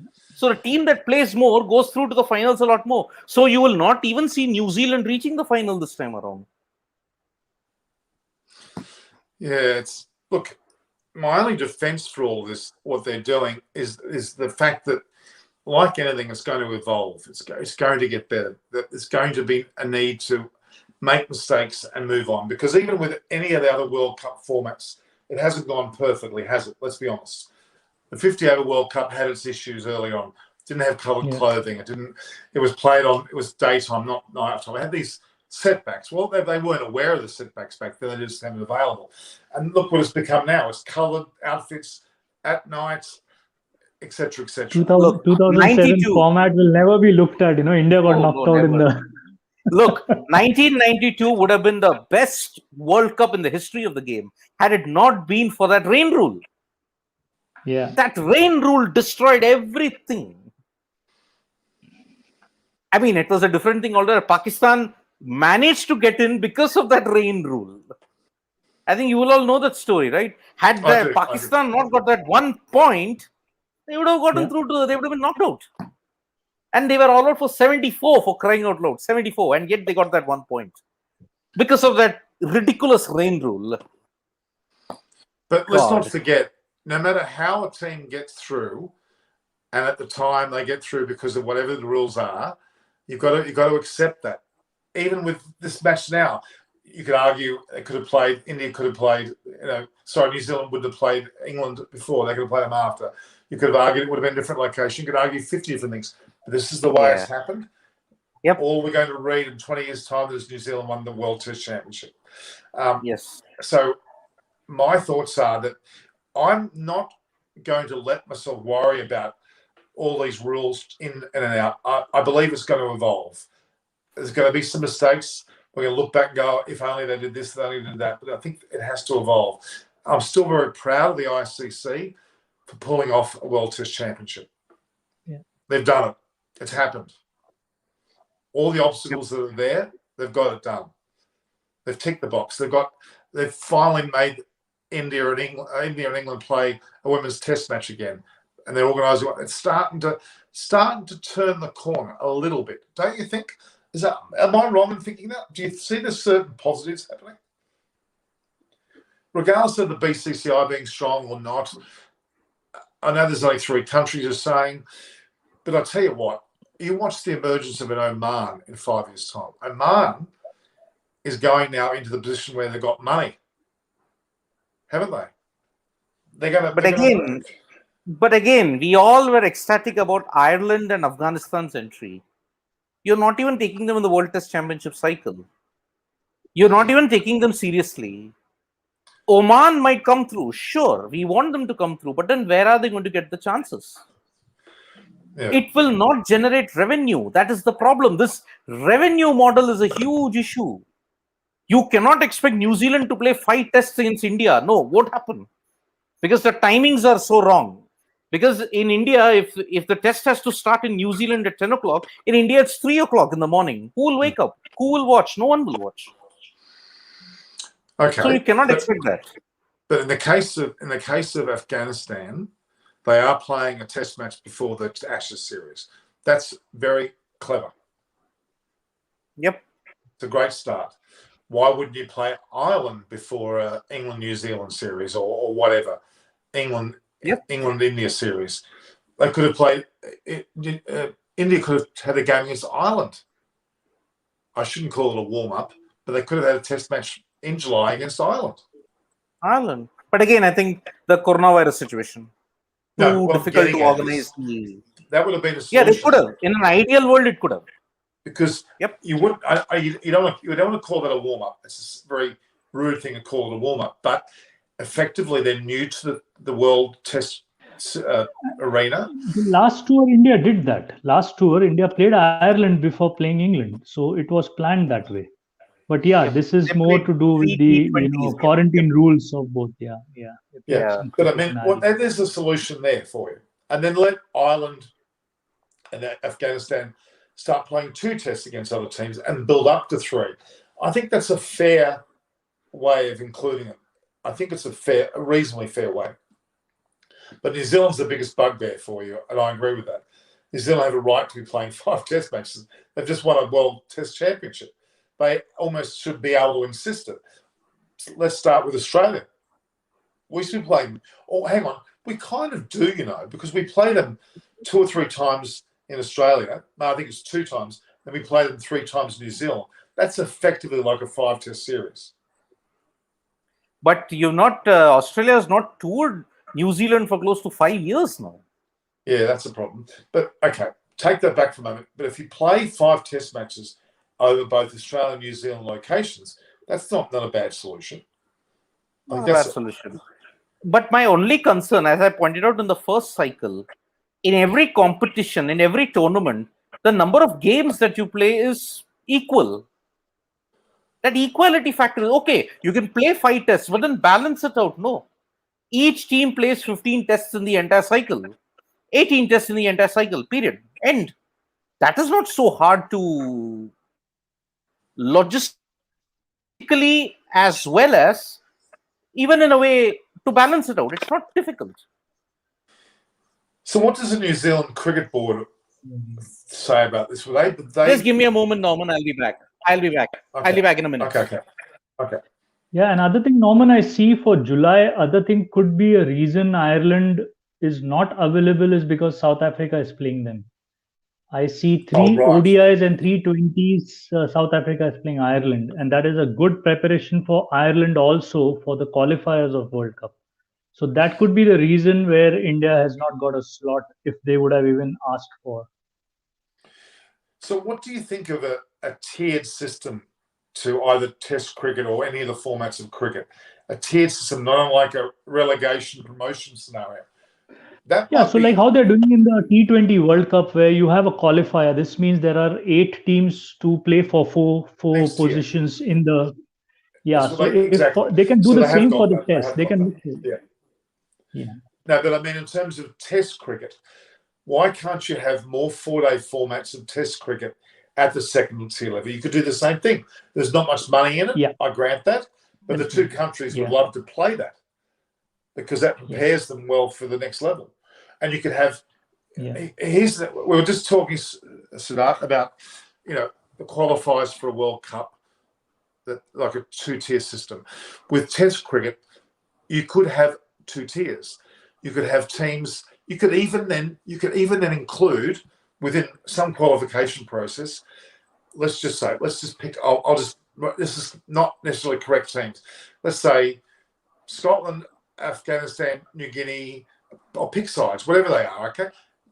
India A, New Zealand A, Australia A. Now, what's good about that is it's giving these people exposure at that level. They're playing against better sides because the Australian A side are probably better than a Scotland side. I don't know. Or India A, certainly. But you get my point. That allows teams to be able to compete on a test basis, getting that handle. So when they do step up to the next level, they're ready for it. That's a great innovation. I think there's nothing wrong with having out of the top 8 sides. I don't know. I might pick 6 rather than 8. Are allowed to have a qualifier to have an A side. Yep. What it does is it gives exposure. They play for their country. There's a certain level of satisfaction that comes with that. You aspire to the next level. They're ready to go to the next level. Why not do that? At the moment, Sri Lanka is either 8. I mean, they could even be 9 in the world in men's cricket. I don't even know, but they're at a point when they deserve to play against an India A side. What I mean by that is they've got to pull their weight to deserve to be back up there and make them strive. Wouldn't that be Arjuna smart? will not like that. Arjuna will not like that. Well, he hasn't got a bloody. He hasn't got anything. I mean, there are many things, Norman, they'll have to look at. As you said, it could be made a 4-day test all across. For that, they will have to probably move to playing more pink ball tests because it gives them more time in a day under lights. Because you saw what happened here in this finals. Bad light still came into play because there is a rule of how much natural light is required, even if there are artificial lights on. Terrible. Terrible. That was a discussion. It's almost like an archaic decision. If the ICC cannot even innovate on the fact like you can play with the pink ball even if there is bad light, then Norman, the proposal that you say like all the other teams get exposure to the A sides of the elite nations, that has no chance. That has absolutely no chance because the BCCI do not want to. The ICC, do not want to take risks. They will never want to take risks at all. Because innovation, the ICC follows the Indian mentality. We are resistant to change. Same. The ICC are resistant to change. It needs a big kick up in the backside to ensure that this does work. Some nations have to lead the way. But they are taking risks. The ICC are taking risks. The World Test Championship, more women's test matches. You would argue they're risks. They're good risks, but they are risks. And you've got to applaud that. The very fact that they know that Test cricket has to survive with a carrot at the end of the stick. We can't just ramble on playing Test matches against nations without a reason. And it's worked. Yeah. I think this is going to work. Even though New Zealand's a bit out of whack, I think it's going to work. Don't you think Test cricket has more importance now all of a sudden? It has more importance. But again, there is relevance. Yeah, there is relevance to these bilateral series now. But there's a lot of scope to refine and improve on what is currently happening. Yeah. It'll happen. I mean, again, the experiment with regards to any ICC event was successful only because India were in it. 2013 Champions Trophy, they extended the cutoff time by 1 hour more because they wanted to get a result in. And had the trophy been shared, it was the end of the ICC Champions Trophy experiment. I'm sorry, it was the end. This championship cycle was successful because India sealed their place in the final. It just has to be in the final. If there is no India in the World Test Championship cycle in the final this time, will the ICC want to continue it? Because without India, they will lose their economic backbone. Will they want to do that? because this is a risk they are taking. India necessarily will not qualify for every final. It won't happen. It could be Australia. It could be England playing the second cycle final. What happens to India then? They will also go through a slump. You don't know. Okay, can I be really honest with you? When you talk about World Cups, 50 over, 20 over, World Test Championship, I get it. Champions Trophy, can you still explain to me the importance of that? Is it important to have a Champions Trophy? What does it actually mean? I think the Champions Trophy was bought in so that you could condense the World Cup in a quicker format. But that has lost relevance now because of the T20 World Cup. Yeah, that's right. I would. It has lost relevance because of that. I would ditch the Championship Trophy if you want my honest opinion. And other thing was, there was something like permanent members and non-permanent. Champions Trophy was all about permanent members. That time it was 8 when it started off, only 8 Yeah. permanent members, and then you had a World Cup which had about 14 or 16 or 12 teams. So I think that is how they wanted to differentiate it. But yeah, as you say, I think it's losing its relevance because in the end now they want to globalize, so they cannot restrict it to the number of teams playing. So. Yep. You play T20 cricket, there's a World Championship, World Cup. You play 50 over, there's a World Cup. You play Test cricket, as in Test cricket, you must have a championship. Yeah. I still call it a World Cup, but it's not called that. I don't know why it's not called that. It doesn't hurt saying that because we understand that. Even though it's not all teams playing in one country altogether with a result, I understand that's what the World Cup means. A championship is over many locations and many stages. I get that word differentiation, but it's effectively a World Cup. In the way that people understand it. If you just called it the Test World Cup, people would get it. They'd understand it's more of a championship, but they would get it.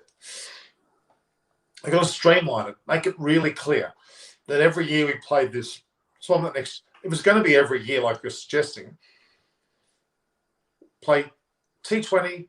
I'm just saying, I'm not saying this is perfectly right, but T20 this year, 50 over next year, Test Champions next year. Then cycle starts again in terms of that. What's wrong with that? We would never misunderstand that then. I know it means every 3 years for, say, the tournaments, but if they did something very simple like that, couldn't that work? Make it, the more simplistic it is, the more people understand and look forward to it, the more it's going to gain traction. And the one thing they've got to get rid of is the championship trophy. I don't know. It doesn't make any sense to me. I don't understand how that fits in. That's all. Yep. I don't even remember. I remember once Pakistan winning it, and it was a bit of a fluke. They did it. Remember that? Yep. When they 2017. Yep. That was they brilliant. beat India. Yeah, that's superb. It was amazing. Yep. I didn't get it otherwise. Yeah. Cheetah and Sharma wants to be a part of the discussion. Well, if you want to be a part of these discussions, again, message me on Instagram at Norm Koch. Tell me who you are. I'll engage you. And if I think it's worth bringing you on, I'll bring you on because it's good to have new people on from the audience. I do appreciate it. It's good. Chetan Sharma has a profile on his message. Otherwise, we would have thought he's the chairman of selectors. So. Oh, God. Thank you guys for coming on, by the way. I haven't had one for a few nights. And look, I think we need to have a break sometimes, even from extra time. It's a great platform. We know that. You've got an incredible following. But it's like anything. You need a bit of a break sometimes. Even our audience needs a break, I think, as a way I put it. This is Baram. When are we having member-only videos? When you say videos, well, I've got one that's about to happen, which is an amazing video. Siddharth, if I told you what video I have, I haven't told you. I bumped into someone on the street who's related to someone incredibly famous. And he had stories to tell me. I literally met him on the street. Wow. Incredibly random. And what he told me, I've recorded. It's 10 minutes of gold. So Baram, that's what I will release to members. It's that special. You see my face unfold with shock. Can you imagine? Wow. Let's say you're walking along the streets of India and you bump into someone and they tell you that they're trying to think of a good example. Just pick Tendulkar. Let's just say, not imagine Bradman. Okay, it is someone of that ilk, by the way. Imagine walking along the street, and you met a man who says, "I'm actually the grandson of Donald Bradman," and you didn't know. Well, I know who that would be, but it's a granddaughter actually. It's Gretel, who's an opera singer. Imagine if Gretel walked on the street and I didn't know who she was, and she said, "Oh, by the way, my grandfather's Donald Bradman." It was of that significance. Wow. I'm not joking. In fact, this person actually played with Bradman. Wow. And if you talk about the top 3 or 4 people that played with Bradman who are Australian, who would you pick? Give me some names. Neil Harvey? Well, Neil Harvey's still alive, so he's someone who I do see regularly, but won't let me record it. I actually have got to record him. That's not right. Who else? Keith Miller? Keith Miller? Wow, that is gold. One of the first greatest all-rounder. Walking along the streets of Coogee randomly. Wow. Wow, wow. It's the first greatest all-rounder in cricket. And what he told me will blow you away. He never got along well with Bradman.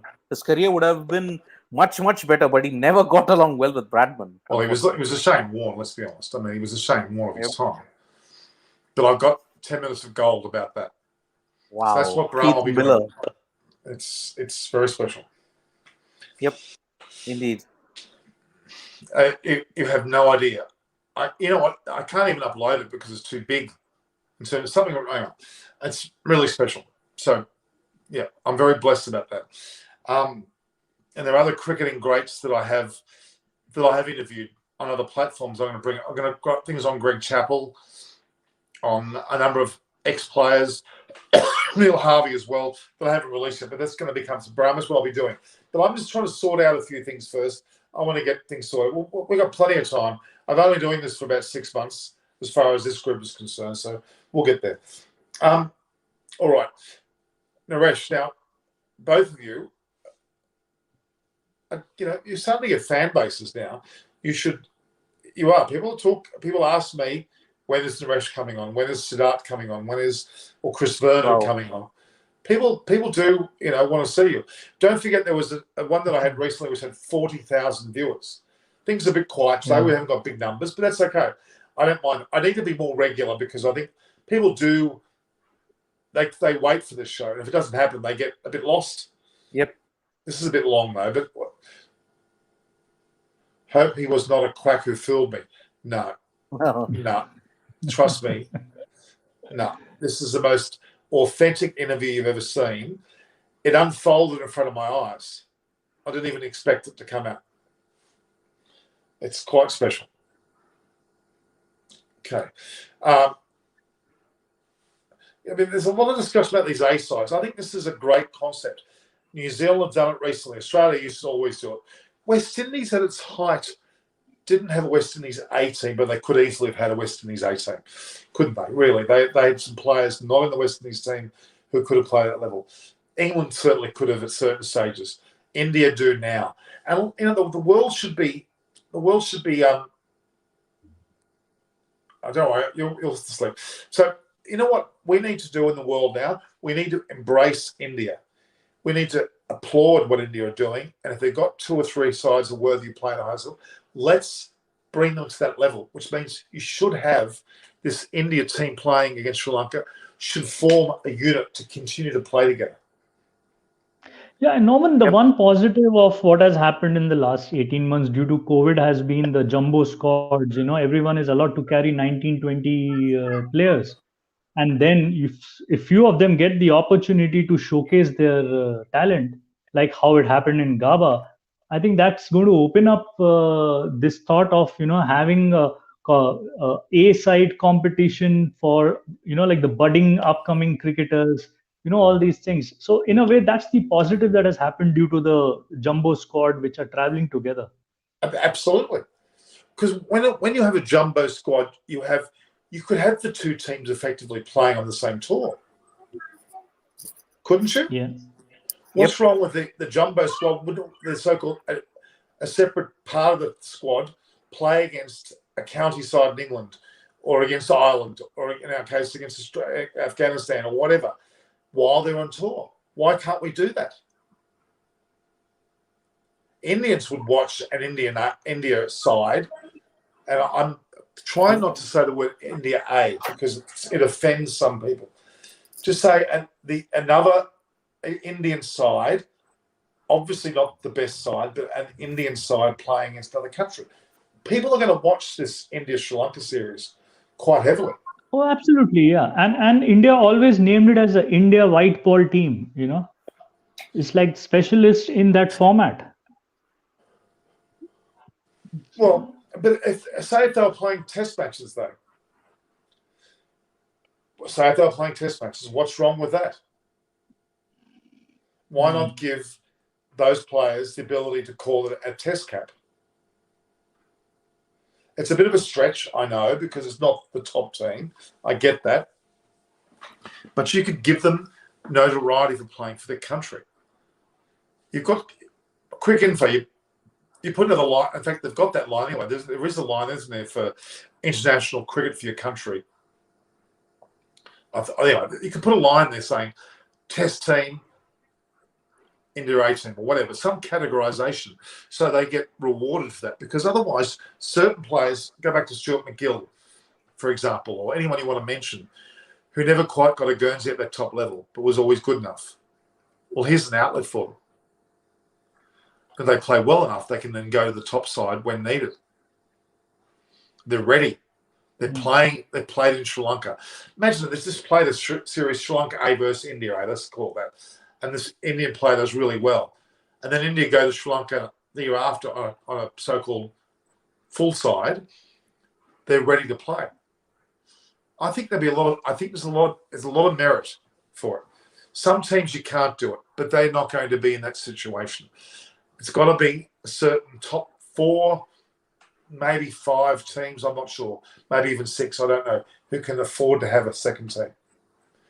I don't know how that can be categorised, but it's worthy of trying. India definitely. England. I thought England. To tell you what, they'd go pretty close, wouldn't they?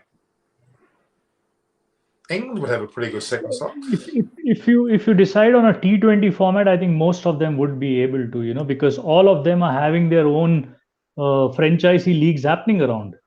So there is a certain standard of cricket being played all across. So if I think every country would be able to put in a T20, you can call it a B team or. So that shouldn't be a problem. I'm not saying it's an easy thing to do. I'm not saying it's an easy thing to do. It's not an easy thing to do. But when you have a team like India that has 2 or 3 teams, well, then let's honour it. Let's embrace it. The world should say, isn't it great? India's got 3 great sides. How good that is. When Australia was a dominant team, people didn't despise that. Actually, we all revered that, didn't you? Indians revered the Australian side. We revered the West Indies side. That's what Test cricket does. It actually makes you look up to that. It doesn't make you repel from it. Does that make sense? Yep, it does. Yeah, it does. I mean, and that's what makes me very annoyed with what Arjuna Ranatunga said. That's wrong. He's totally wrong. What happened if, say, Sri Lanka had 3 teams that were good? His Sri Lanka A side would go off to India and play, without a doubt. Just so happens he hasn't. That's their fault, not India's fault. I mean, again, look, Sri Lanka, if you look at their bilateral record against India, they haven't won against us in ODIs for the last 28 years. They have beaten us in multi-nation tournaments once or twice. Yes, that's happened regularly, but they haven't beaten us in 28 years. ODI bilaterals, if I'm talking about. A T20 bilateral series, they have not won against us yet. Yeah. So, if Sri Lanka, if we call them a second string team, there was a period, remember, Norman, from 2009 to 2013, where every alternate month India would be playing Sri Lanka. I would remember. 2009 to 2013, every alternate month you would play India versus Sri Lanka, India versus Sri Lanka. You would get bored by watching it. But can we tell it now to them that, boss, your quality is not up to the mark. You can't play us. That's how ludicrous this whole comment is. This tour is going to benefit Sri Lanka. It's for their benefit, not only from cricketing perspective, even from the commercial angle. It is to benefit Sri Lanka. Arjuna will say, "Oh, why are you giving us a benefit match then?" Could I be daring to say this? Why are there not more Indian players, especially from a Tamil background, from Tamil Nadu, heading towards Sri Lanka to try and qualify to play for Sri Lanka? Oh, no. We are getting into very dangerous territory there. Very dangerous. Because we must understand one thing. I almost faced the brunt of it in 2018 when I had gone to Colombo. Sinhala passion and Sinhala nationalism is at its ultimate high now after the defeat of the LTT in 2009. Back in 2009. 26 years of civil war ended. Glad for that. I mean, Sri Lanka is a marvelous country. They needed peace. But there are resentments. There's a lot of resentment for what has happened. Even now, in 2018, when I was going from the hotel to the Premadasa Stadium, one rickshaw, the one tuk-tuk driver, he looked at me very suspiciously. He said, "What's your name?" I said, "My name was," I realized that this guy is looking for some Tamil connection. So I said, "My name is Siddharth Vishwanath," because Vishwanathan in Tamil, Vishwanath makes it Hindi. So I said, "My name is," "Oh, you're Tamil?" I said, "No, I'm from Delhi. I speak Hindi. I don't speak Tamil." So I avoided that in 2018. It might still happen now because, look, you don't eliminate 26 years of pain, hatred, war in just one go. Every time the LTT was targeted, the Tamil Union Cricket Club, which is at the P. Saravanamutu Stadium, that used to get burnt. We have had only 2 Sri Lankan cricketers who are from a Tamil background. One is Muttaya Muralidharan, the other is Angelo Matthews. No other Tamil guy. Okay. Tilakaratne Dilshan was, if you know the story, he was a Muslim. Muhammad Dilruwan. But he converted to Buddhism to become Tilakaratne Dilshan. That's why the provocation with Ahmad Shahzad happened. But hang on, you've just talked about Buddhists and Tamils in Sri Lanka. Don't forget, in 2019, there was a bombing between the Christians and the Muslims. Yes. Look, I'm very familiar with it. I'm extremely familiar with it. I've been there. I was married to a Sri Lankan, as I told you, for 15 years. I'm well aware of what you're talking about. Okay, maybe I shouldn't have said Tamil. I don't care. Indians playing for Sri Lanka. Why not? Again, the division in Sri Lanka is Elam Tamils or local hill Tamils. No, I'm not. No, we're not talking about Tamils now. I'm talking about people who are Indian. They can be from Punjab. They can be from Kolkata. They can be Christians from Kolkata. They can be. No, they want to have that kind of a setup to. It's more like going there to improve their standard of cricket. The BCCI does not even give you an NOC for prestigious leagues like the Big Bash League and the 100 for the men. Exactly. Do you expect the BCCI to give an NOC for something like Sri Lanka?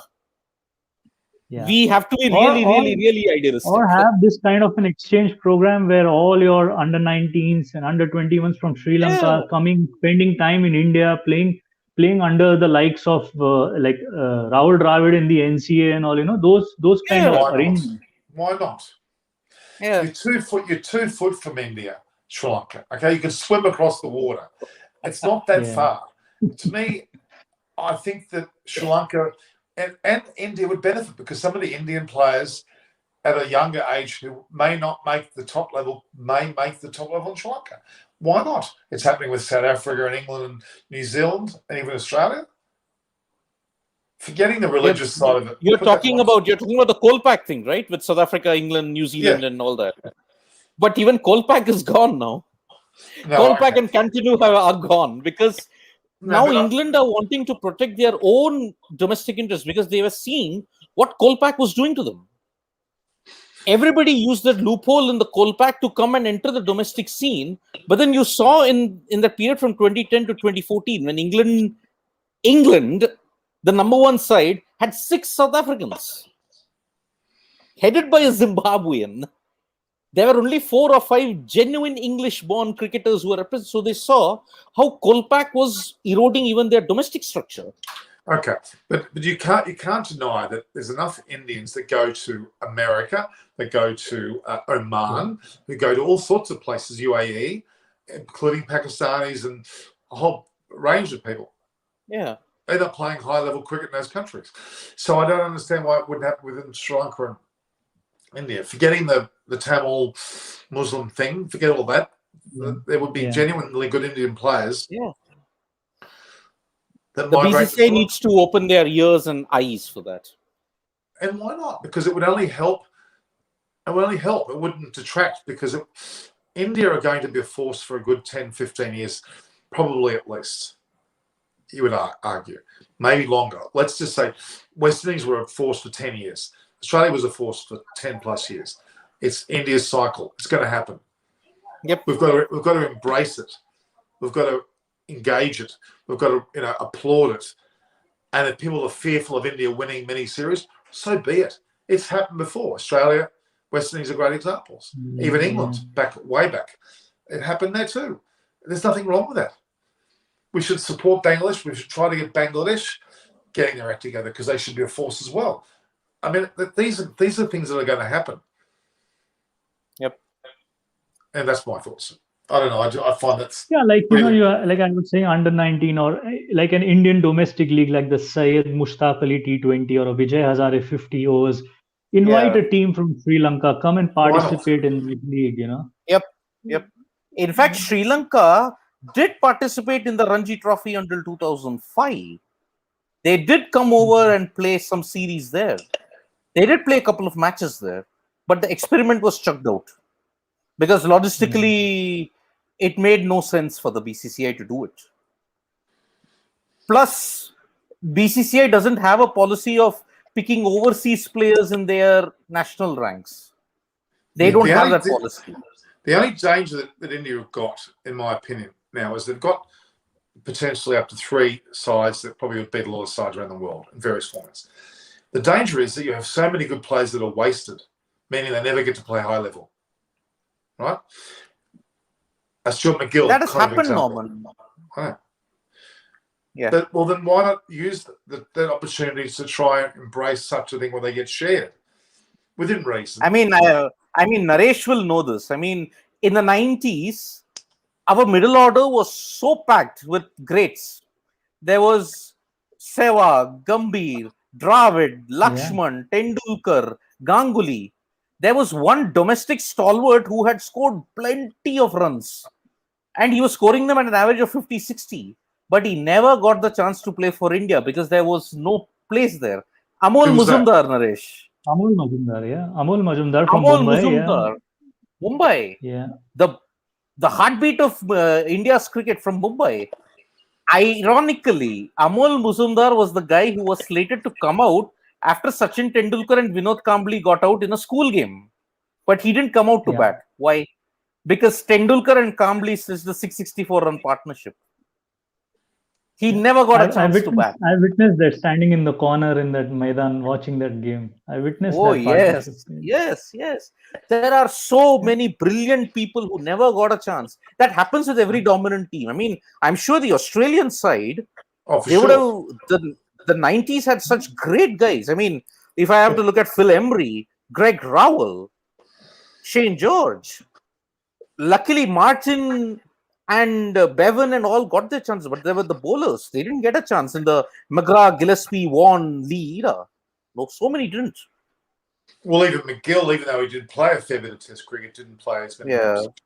Okay, that's true, but I just think there's something they've got to explore. They've got to consider. I'm not saying it should happen overnight, but India is going to dominate world cricket in a very positive way, and we've got to embrace it as a world. I don't care if it's ICC, BCCI, Cricket Australia, England. Yeah. We've all got to embrace it. We've got to, and make the best of it and put them on the world stage because they deserve it. We shouldn't be. We weren't disgraced when the West Indies were bowling sides out for nothing, were we? We looked up to that. We revered that. We all loved to see Viv bat and Greenwich and Haynes and and Lloyd and their bowling. It was the best thing to see. Nobody thought badly of it. When Australia were dominating, you would argue the world liked seeing that as well. England, certainly, going back many years. So we should all approach India in the same manner. We should give India the credit, not try to be, what's the word for it? Trying to bring them down or try to thwart them. I'm impressed with the way the IPL is so successful. We all look, it's more money rather than anything else, but it's something that has kept cricket going, let's be honest. The IPL has given cricket a leg that we probably maybe would have lacked. If there was no IPL, what would the world have had of cricket? Where would it have headed? We don't know. No way. And I'm glad that someone like a Virat Kohli looks up to Test cricket still. I love that. I mean, I've put some great videos on my community page. I went looking today. I found some 1948 videos. I saw some training videos of all these players back then. They're brilliant to watch. It's really, really pleasant to watch. You saw, I mean, this Melbourne fellow that I told you about. Yeah. I didn't know much about him, to be real honest. I was quite impressed by what I saw. That's what you want to be able to do is, romance those. I mean, Indians love the Bradman era, don't they? India didn't factor into it at all. There was no Indian side anywhere near Australia at that time. But they revere that. We need to revere India in that way too. Does that make sense? Indeed. And reverence will come only if there are no tags as second string or third string or fourth string. Yeah. Reverence will come only out of that. Any team that comes, you can call it the weakest team, you can call it fine. After the results, you can tell them that.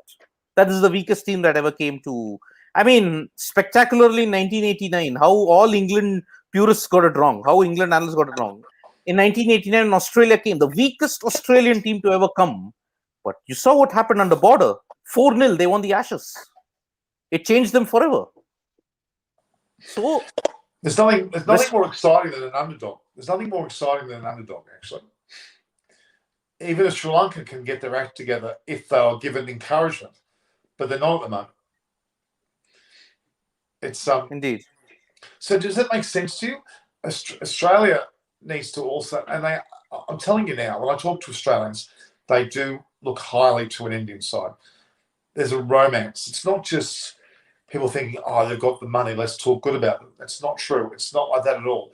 Australians would, if Australia were not happy with them in some way, if they thought they were arrogant and not good, we wouldn't care. But there's a certain panache about the whole Indian team and the way they played here in Australia. That still hasn't been given the credit that it deserves. The Test series that happened in India this year, or Australia versus India, that's really, really, really put an indelible mark on the world as far as how important that was, and it should continue. We should all support a Rishabh Pant. Let him become another Gilchrist, or better than a Gilchrist. I'd love to see that happen. I'm very frustrated that it didn't happen against New Zealand, to be honest. Yeah. That was the stage when I thought he would really... And look, he didn't do badly. He did still pretty well. He looked pretty... We all knew any minute now he could suddenly click and they would have turned that match around. It could have happened. Anyway, I just think there's... Like, Alan Border was an underdog against the West Indies. He was an underdog. Yeah.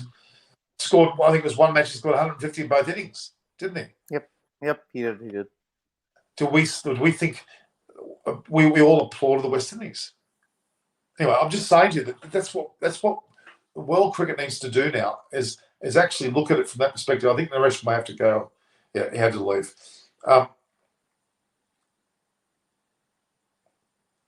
So you get my point that I don't know. I was just thinking, Sid, I don't think we talk about this enough in world cricket. Do you know what I mean? I don't think we talk in the rest.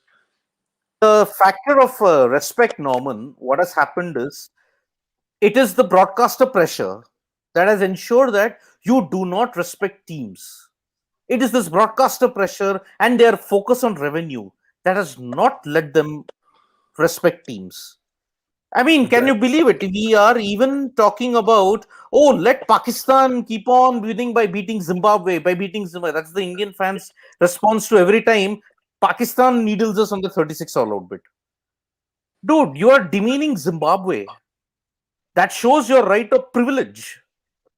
Because you don't play them often because it's not broadcaster worthy. The only country that has a genuine right to be griping about legitimately is Zimbabwe. All the teams send their B teams, their C teams, their D teams to them. They don't have a domestic structure in place.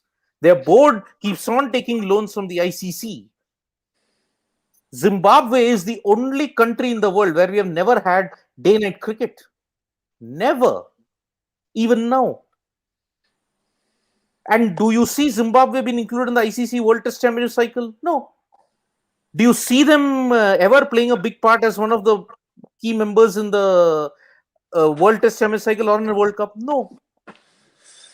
Their structure has been destroyed thanks to another corrupt or a tyrant that we may have to call him because of one dictator. See what's happened. Yeah. The respect for every nation will come once broadcasters ease off their thing called revenue. Play every nation according to what they deserve. Absolutely. I mean, look, the best example to me is Afghanistan. I think the world cricket loves the thought that they're doing well, are actually applauding that. They're embracing that. And I think that's a great thing.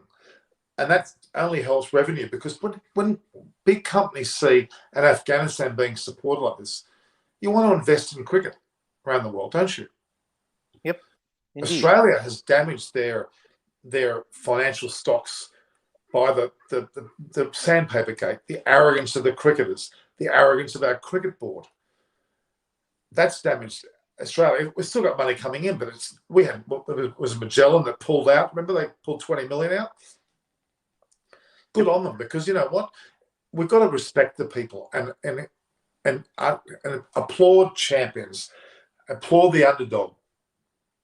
We should all be revering India doing well, as we did Australia, as we did England or West Indies, even Pakistan winning 92. We've got to understand that when there's a team that's really good, let's look up to that team rather than find a problem or say they're dominating. Okay, India's dominating. It won't be forever. There'll be some change down the track. We don't know what, but there'll be a change when another team will come along or country will come along. It may well be a UAE or Oman or whatever. They may end up dominating. We don't know that, do we, at this point? You get my point? It's like it's really America might come out of the blue. China might come. We just don't know. The evolution of cricket might end up being that America may dominate. America's the second biggest audience in the world. Who's to say one day that they don't suddenly start to click and their administration get their act together? Indeed. And imagine if some of those baseball players or gridiron players would have become cricketers. Can you imagine it? America's got some 7-foot-tall guys running around there that are African-American builds and fast bowlers. The big baseball hitters who they could be world champions, couldn't they? But again, cricket has to play catch up to the big bucks that the NBA, the MLS, the MLB offer. Because I think cricket will be in the lower pegging order when it comes to the broadcasting, endorsement, and revenue that the NBA, MLS and MLB generate. Because cricket is, even India is the number one only in cricket. Even in Australia, New Zealand, it's in the third or the fourth position, even in England. England, for example, it takes a lot for cricket to displace rugby. It takes a lot in New Zealand. For Australia, it may be Aussie rules football. It takes a lot to displace that from the front pages. No, but England. imagine if some of the American money were to go towards cricket. If they realised that they're the second biggest audience in the world as it stands now. Yeah. I mean, there's nothing to say in 20 years' time we haven't got America leading the cricket world. I don't know whether it's going to happen, but it could well happen. Why wouldn't it happen? Something may click, maybe a generation away, but that could be the next cycle. There might be so many Indians in America that America suddenly embraces cricket because of that generation. Fiji, small country, I know, but has a lot of Indians there. They've become that. If these things can happen, I don't know whether it's necessarily. Oman's a great example. It's got 4 million people. 3 million are expats. They're now playing Test cricket. Almost, they're about to hold a World Cup on their soil. They've got green grass. That wasn't there 5 years ago.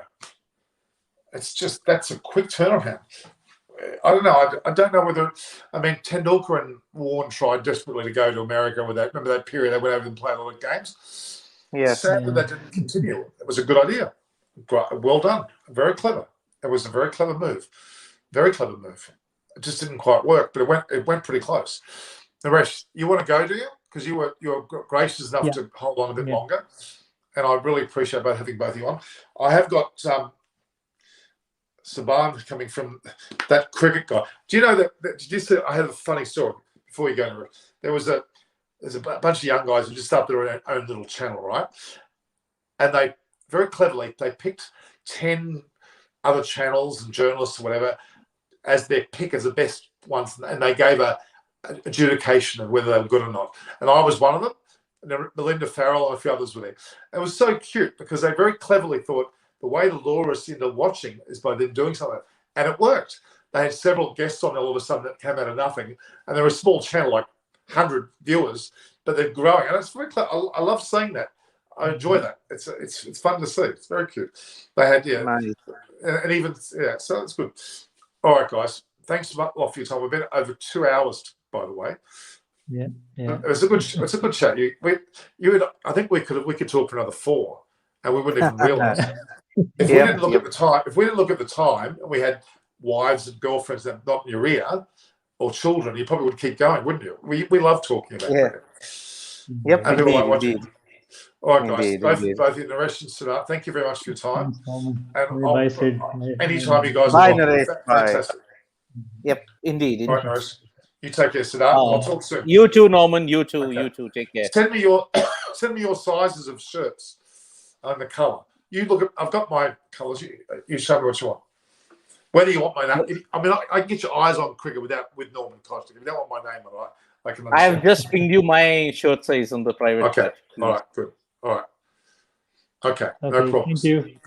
Thank you. Thank you. Ciao, Bye. guys. Always lovely to have you on. Lovely. Yep. Bye. Ciao. So that was really good, guys. We were very fortunate to have those two gentlemen on there.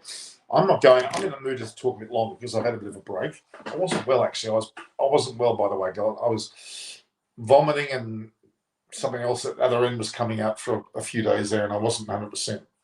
So, it wasn't good. So we have a few more people coming on to guest host. Saban's coming on, I believe, from that cricket guy. Just wait for him to come on.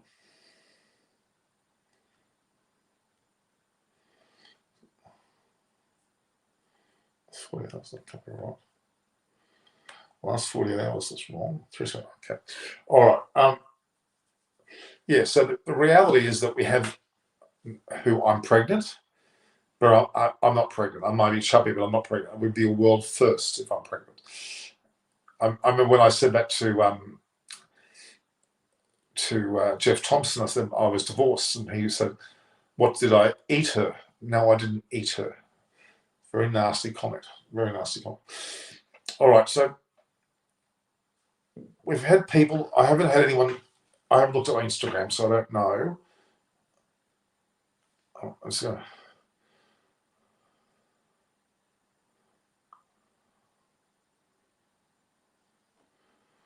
I was looking at Sabans now. Who else am I looking for? Chris Vernon's playing cricket. I knew that much. Just trying to look at the situation here. Have a look here. Are you liking my community post, guys? You seem to be making comments. But did you see that? You've got to Google Colin Milburn. Colin Milburn. Watch his cricket. Colin Milburn, he hits the, you should see it. You think Gale and Inzamam Huck and Lance Cairns or whatever hit the ball hard. You go and watch this Milburn guy hit the ball. He's a brute. He lost an eye in a car accident and he couldn't play cricket anymore, which is very sad because it's one of those stories where, you really look up to the person that does that. It's a brilliant story. Let's have a look here. Just saying a few things.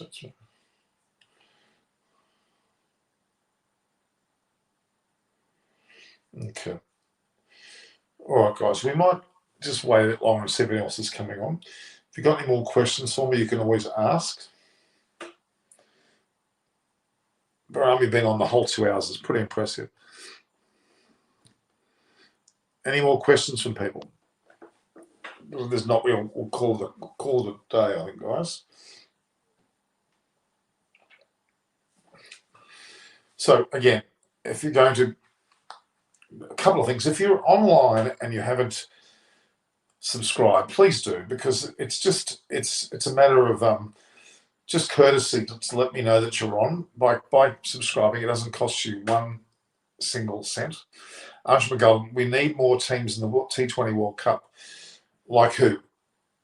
Do you mean numbers of teams? You mean numbers of teams? Is that what you mean? What do you mean by really a lot of cricket this month? There is a lot of cricket this month, but they're wishy-washy cricket. Australia versus West Indies, India versus Sri Lanka, the 100, not a fan of that. It's all squished together. It's kind of overrunning each other. Fairly tight formats. The most exciting thing is only, just over a month away. It's literally a month away. It's July 4th now here in Australia. Is August the 4th. If cricket truly has to become a global sport like football, we need more teams. Agree. Yeah, Pakistan versus England, that's also correct. That's also coming up. England have picked their side. That I report on that. Also interesting. The Sri Lanka finishing up their shows playing West Indies, shows playing Bangladesh. It's all happening, all a bit squished. You're right. I think this is a great comment. I think that we need to have more of a world cricket. We need more teams that qualify that maybe aren't necessarily in the top. We should have maybe four teams chosen from a lower level, and they have to aspire to work together. I think that would be good. I think women's cricket have got their act together more. They've got a lot more countries playing cricket. What do you think of professional swimming? Well, to be honest with you, Australia's dominated that for a long time. We've got some of the best professional swimmers in the world. Professional swimming, do you mean like they get paid for it? There are tournaments like that, I think. We've got, obviously, one of the most famous guys, Ian Thorpe. Torpedo. He was amazing. Lives not far from here. Amazing guy. That was quite. Who was your favourite cricket pre and now? I mean, definitely pre-Brabham is right up there. Keith Miller, Neil Harvey, 3 big ones from Richie Benaud. Then you move into an era when you got Jeff Thompson, amazing guy. The Chappell brothers in their batting. Rod Marsh in his keeping. Then you move into the period of border and war, who are tough competitors. And now, certainly Virat Kohli has to be revered. Tendulkar certainly had to be. Lakshman and Dravid and Ganguly and Sehwag. Wow, some players there. But to me, my all-time favourite, except for Bradman for obvious reasons, is definitely Sir Vivian Richards. Unbelievable player, has so much style. He wanted to watch every ball. He wanted to watch replays of his batting time and time again. Just so much fun. It's just one of those players that you want to pull videos up on all day. W.G. Grace was certainly one that was interesting to watch back in these days. But yeah, it's about those that have character. Even Shane Warne would have to be up there. You'd have to include Shane Warne for sure. I mean, Shane Warne was somebody who you wanted to watch. Whether you loved him or not, you wanted to watch him. Carrilof Blasters Football Club, is that the one, that football club that Tendulkar had ownership or had involved with? I think it is. It's one of the snobbiest crickets to get in touch with an easy friendliest cricket. Okay. One of the easiest is definitely Alan Border, Adam Gilchrist, Simon Cabbage, lovely people. Dennis Lilly, lovely man. Jeff Thompson, cranky but a character, love him. Doug Waller's amazing. Lenny Pascoe, Maxie Walker, all brilliant. One of the snobbiest cricketers. Mark Waugh is a bit of a pain. Shane Watson's had his moments. But Mark Waugh, very quick to say something, very rude to you if you're not of his level. And I find that hard to comprehend. Internationally, West Indian players, every single one are just easy as anything to get along with.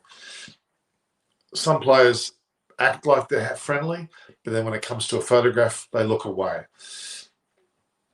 Generally, Mark Waugh was one of the most difficult, I must say. Some of the Australian people can be quite...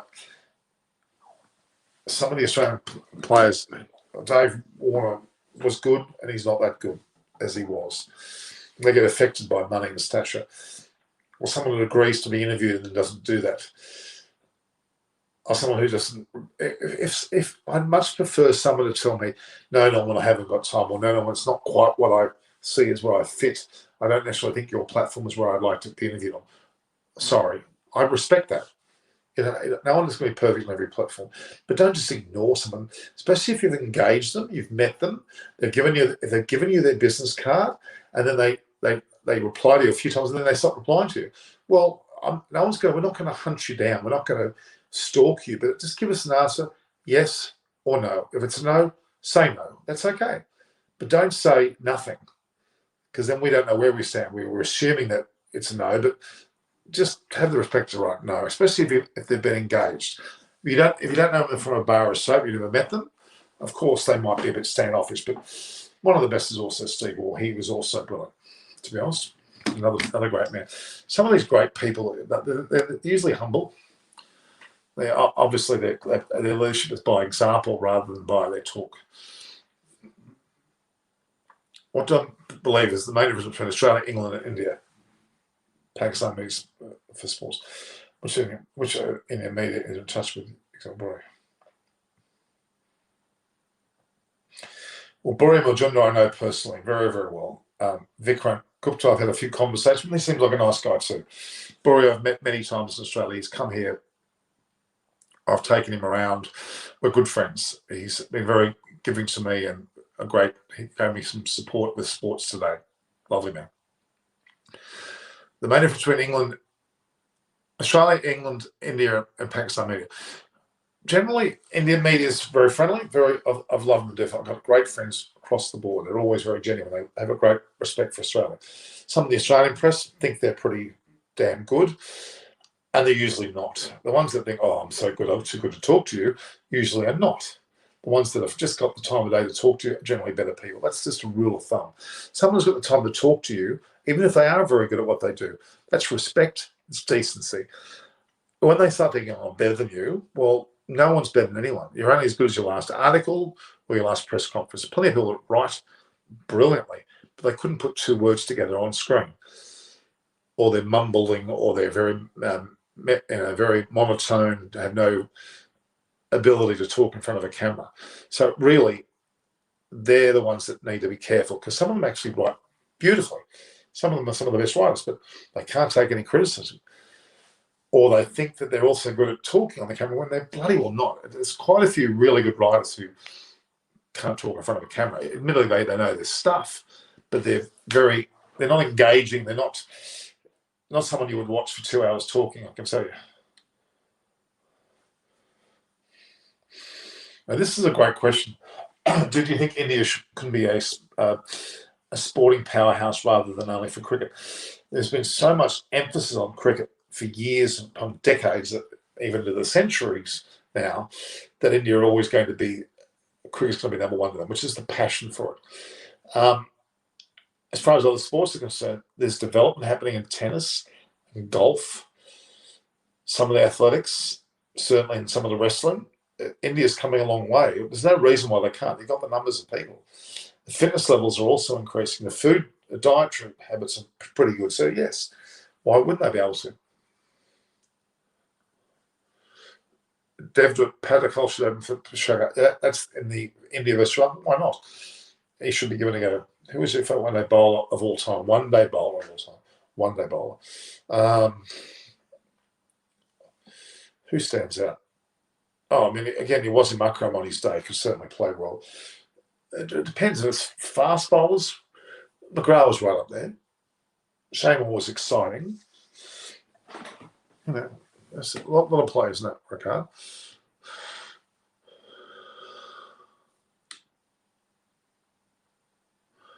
They who are batsmen of all time in ODI cricket. Or Virat Kohli's right up there, I tell you, no doubt.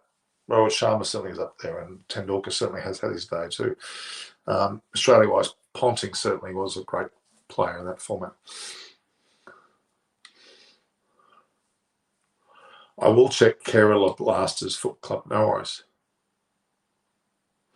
Which Ashes Test match would I like to watch? Really, I go back to the 70s. 72 in the 70s was one of my favourites. Jeff Thompson, Dennis Lilly bowling, Chappell batting, Marsh and Walker and those blokes bowling. Some of the English batsmen going through back to Colin Cowdrey, but Boycott. There were some great series back then. Both of them, when he arrested the match for Australia, was great. The 2005, where Vaughan and company with Flintoff and Kevin Pedersen, that was a great effort. When Australia was doing well and you had Langer, Hayden and Ponting, it was pretty hard to beat.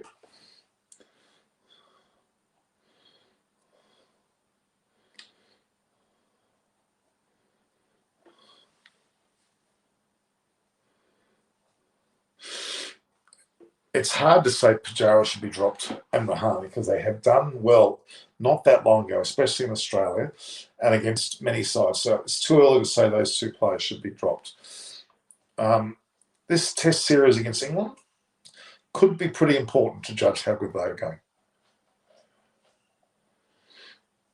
I mean, Virat Kohli needs to start to work out where he's at because he's done so well. He had such an incredible run where he's got over 70, I think 70 or 71 centuries. His trajectory, if he kept going, he would have been past Tendulkar. But he's had a bit of a glitch. He hasn't scored as many centuries in the last couple of years. But he needs to regroup. Maybe this is the time against England. Could be his time. Now, guys like Amyan Bora, Jitendra Jeet, these guys that are coming on now, I'll be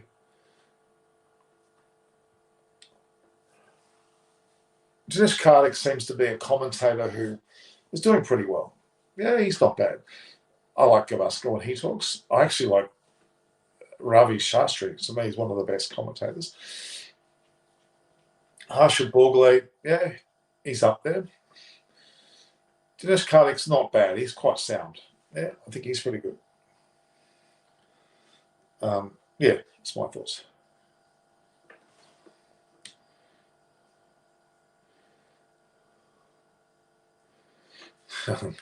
Here it does look a little bit like he needs a bit of weight. Yeah, I think that's not a bad question.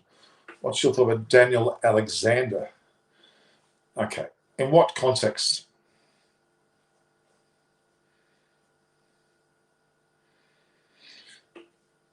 The current commentators. Issa Gill is not bad for a woman, but the rest of the women are pretty ordinary. I shouldn't say for a woman, that sounds terrible, but sometimes women commentators try to over-impress with their amount of knowledge. That's not necessarily where they have to head. They have to have a billion facts. Because most of the facts, someone says bowling average is 2.33 recurring. Okay, so what? We don't really need to hear that. We can look it up. Send us the stats. Don't talk about the stats. Issa Gill has got a very pleasant voice to listen to. She's obviously good looking too. but she did play cricket at the highest level. She knows what you're talking about, but she doesn't overbearingly tell you about how much cricket she's played. Lisa Staleka just wants to throw 400,000 facts at you, and she talks as the bowler's bowling, and as the bowlers actually deliver the ball, she's still talking. She just needs to learn just when to stop. Less is more. Who was your favourite person to talk cricket with? Well, Siddharth, who was just on then, was certainly up there. Debashis, Buri Majunda's magnificent. There's a whole host of players. As far as the Australians are concerned, there's a whole Jimmy Maxwell, amazing. Jimmy Maxwell's just an amazing person to speak to about cricket. His knowledge is, I think he's watched, commentated on more tests than anyone ever. David Lloyd would be a lot of fun. Jeffrey Boycott certainly is good too. What's his name again? Henry Blofeld's a lot of fun. Mel Jones is good, but I still think she tries to talk too much.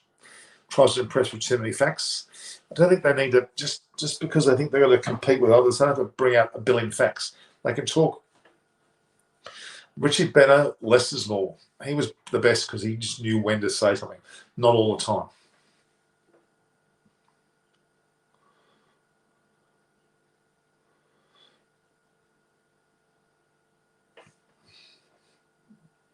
Yeah, I mean, look, yeah, there are some commentators that think that they've got to talk a lot. I mean, I talk a lot myself. Well, we've had a bit of a problem here in Australia. I have a strong belief about COVID now. We need to get everybody vaccinated. Hopefully with Pfizer, not with the other AstraZeneca. COVID virus vaccination, Pfizer, around the world. Get it all done. So we stop the element of people dying. Ian Bishop's, he's very nice. I like Ian Bishop. DK in the 100 True. So I would argue, COVID needs to be seen as normal now, like the flu. You get vaccinated, you stop yourself from dying. Then you may still get it, you may still pass it on like the flu, but you're vaccinated from dying. Then you go back to normal life as much as you can.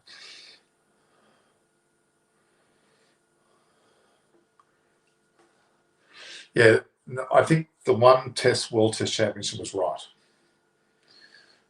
I've gone to university, Macquarie University here in Sydney, Bachelor of Economics degree. I was working for the federal government for 36 years. Journalistic background is certainly there.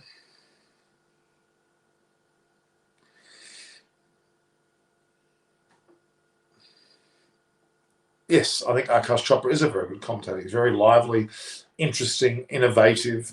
He's also a nice man. I spent a bit of time with him in Australia. We would meet in the morning before the test matches. I'd drive him to the game, would have a juice. He's a nice bloke. I like that. I really like that. I really like that. 450 overs fixed. I like that because that would tend to mean every game would be a result. And weather wouldn't come into play like bad light and rain. I don't think there's a problem with that. I think that's a fairly good leveler. Are you married?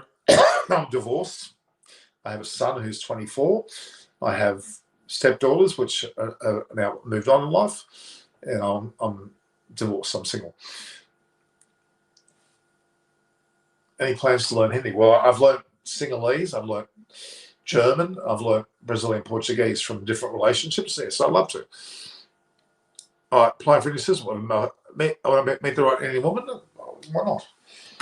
Why not? Will you be previewing the Pakistan-England 11-over series? Yeah, I'll talk about that, absolutely. England have kept pretty much the same squad. Pakistan have got a fairly strong squad too. They've been playing very well of late. So, yeah, they're in with a great chance.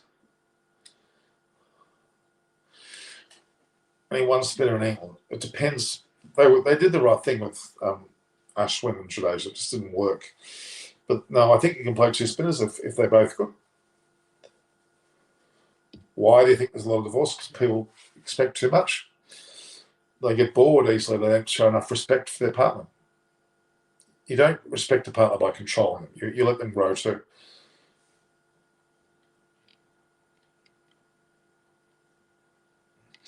I would love to be in India full time. I'd love to be involved with like sports tackle or a sports day. I'd love to. What are the top 5 sports in Australia? Well, cricket certainly is one of them.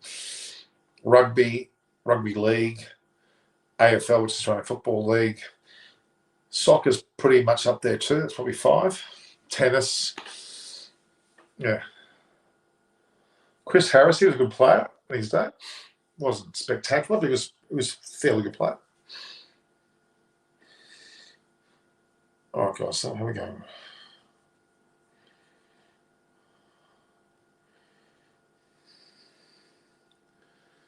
My favourite Indian dish, Sai Kiran Gord is asking. I like a good goat curry. Goat curry or mutton curry.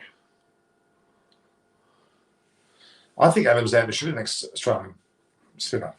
Shouldn't be pigeonholed as just a one day or a short form player. My favourite Indian actress, Deepika Padukone. Padukone. I saw it. What was it? Shanti Om was the movie I saw. Deepika Padukone in Shanti Om. She was very good at that.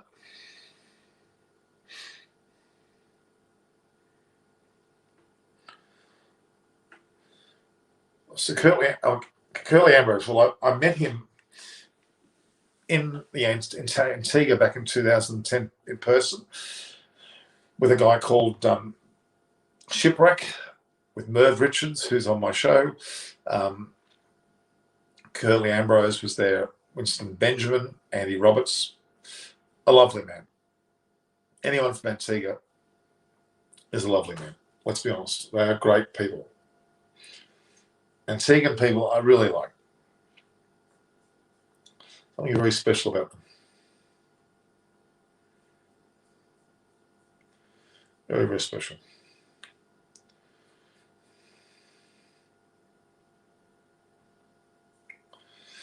Yeah. I'm so Indian. I don't know about that. I'm multicultural. As I said, I was married to a Sri Lankan for 15, or close to 15 years. In a relationship with a German girl for 6. I was involved in a relationship with a Brazilian girl. So those languages all come to the fore. I look very handsome. That's a nice comment. He must need glasses.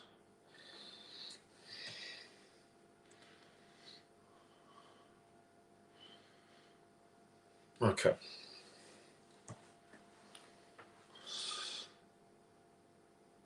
Can we expect T10 at international level going into the future? I hope not. What are we going to go T5 next? T2? How far does it go? T10's. Oh, it's pushing it. It's pushing it. But we probably said that about T20 a few years ago, didn't we? T10 may develop into the leagues that are around the world, yes, but I don't think they'll become a World Cup level. So there's so much cricket, hard to catch up with everything. Yeah, but it's all sort of a mismatch of cricket. Yes, not bad. How about T1? Anjuman Galton, music harmony, what are you talking about? I'm coughing because I'm just coughing. I haven't got any problems with me. It's cold, it's a bit wet. Got a dry cough, that's for sure. Absolutely.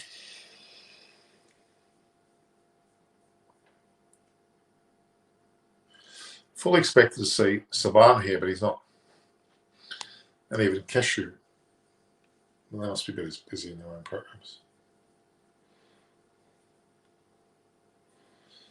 Let me have a look and try my mouse. My mouse is not working.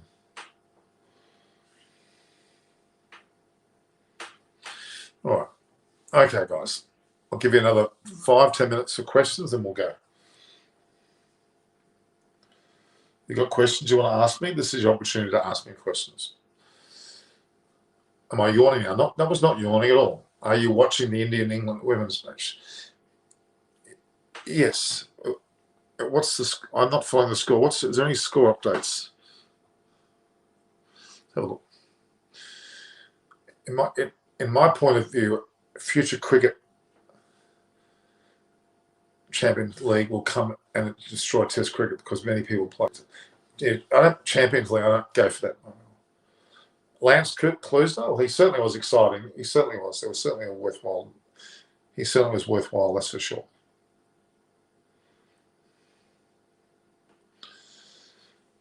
So, England scored 220. Okay, Shahel, Manju, you tell me more about that. Your job is to tell me about that score. You run through the program for me. Tell me what's the story there? What's going on there?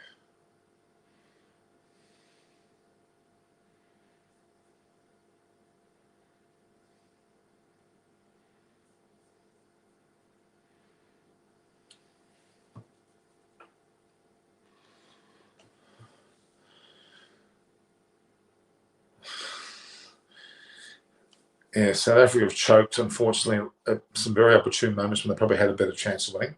Bro, your street reviews are dope. I love them. Are dope. Are they good? Yeah, sometimes they go really well, sometimes they don't go well in terms of but I've got a really good one coming up. Why is it dominating? It just is a cycle where certain countries dominate over others. England did it for many decades. Australia, West Indies, in small amounts South Africa, Sri Lanka for a small period, Pakistan for a small period. India, it's India's turn, and that's good.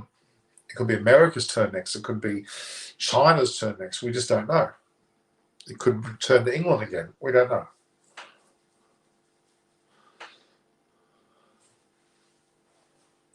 There's quite a few.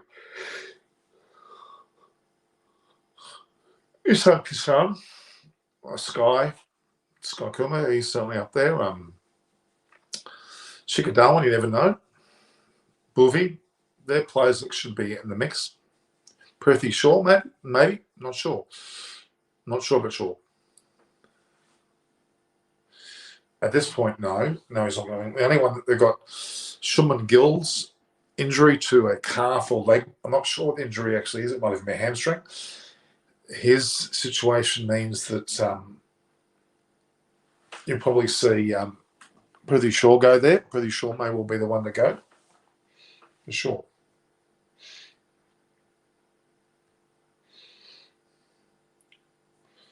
So look.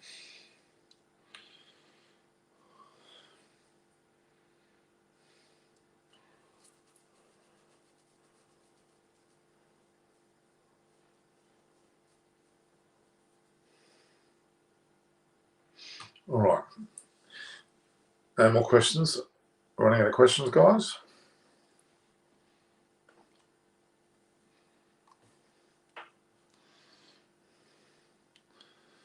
I think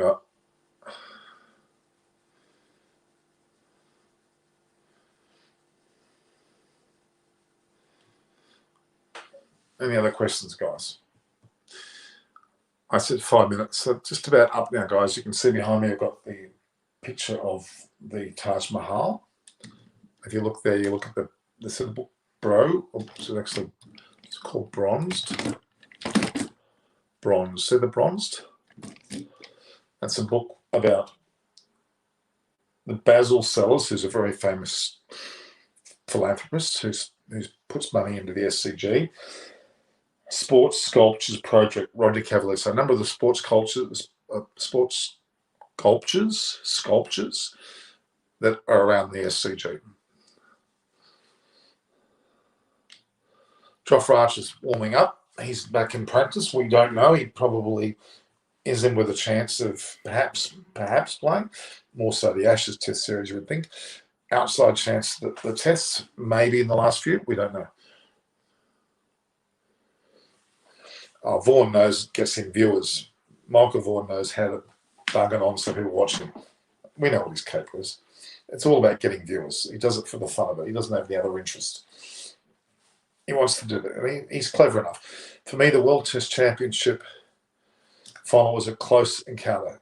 If we had an all-rounder like Boovy or an informed Siraj in place of Bumrah, yes, match could have been a draw. Sometimes Virat, bad slugs cost us. Oh, you can't knock Virat. Remember, Virat Kohli got you to the final. Like if Ferguson got a hat-trick in the T20 Blast, did you see it? No, that just happened, has it? In the Vitality Blast. It's just happened. No, I haven't seen it. Lockie Ferguson seems to have been talked about, but it hasn't got a Guernsey, has he? Again, New Zealand got too many players. Far too many players.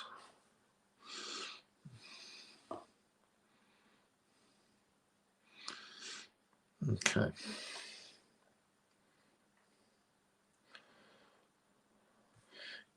I agree totally. More motion putting. It will be. There's going to be a time in the next 10 years or less, hopefully, that women's cricket will start to match men's cricket in terms of money, like it does in tennis. Every reason for that to happen.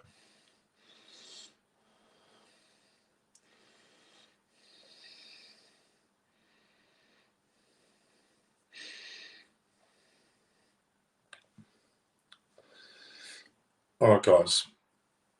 Starting to wane in terms of numbers. It's 2:44.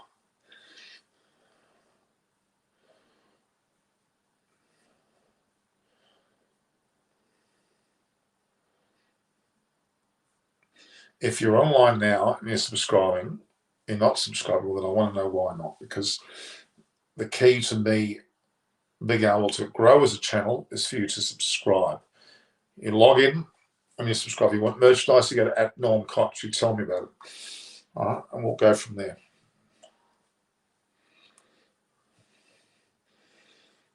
I think it's time we stop, guys. I think I've had enough. So again, who should open? Okay. The last two questions, Norman, come on. It was Rahane who helped us win in Australia. For as part of the 36 all out and Laws to that, he played 2 spinners. Please don't be biased towards Coley. I'm not biased towards Coley at all. He's a good player. Scored 70 odd centuries in the short and long format. He's got to be given credit for that. Who's shut in the world T20 for India? Coley and Rowett or Darwan and Rowett? Yeah, Rowett's certainly up there. Rahul could be there. And Coley. Live stream cricket games. I'm going to have permission to do that.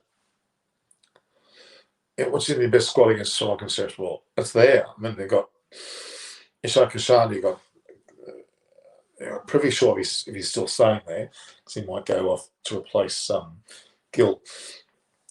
If you're a chief selector of India, who would you sack in the test team? At the moment, you'd put Siraj in there. Bumrah's got to get his act together because he doesn't deserve to be there at the moment. Well, the Seven Oaks Vine, which is Chris Vernon, has certainly been there. Well, we can think about doing that, guys. Well, we'll do that one day.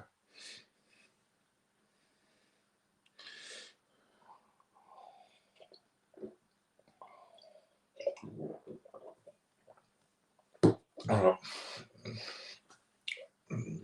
I think it's time for me to go, guys. So view, like, and share my posts. Go to my Twitter and Instagram handle if you want to buy merchandise, the hats, the shirt, and the like.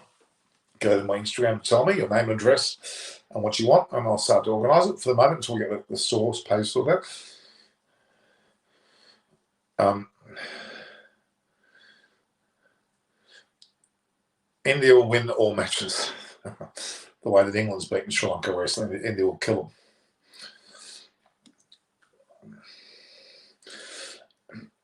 Punt and Siraj are the key, yes. Rahane's got to improve as well.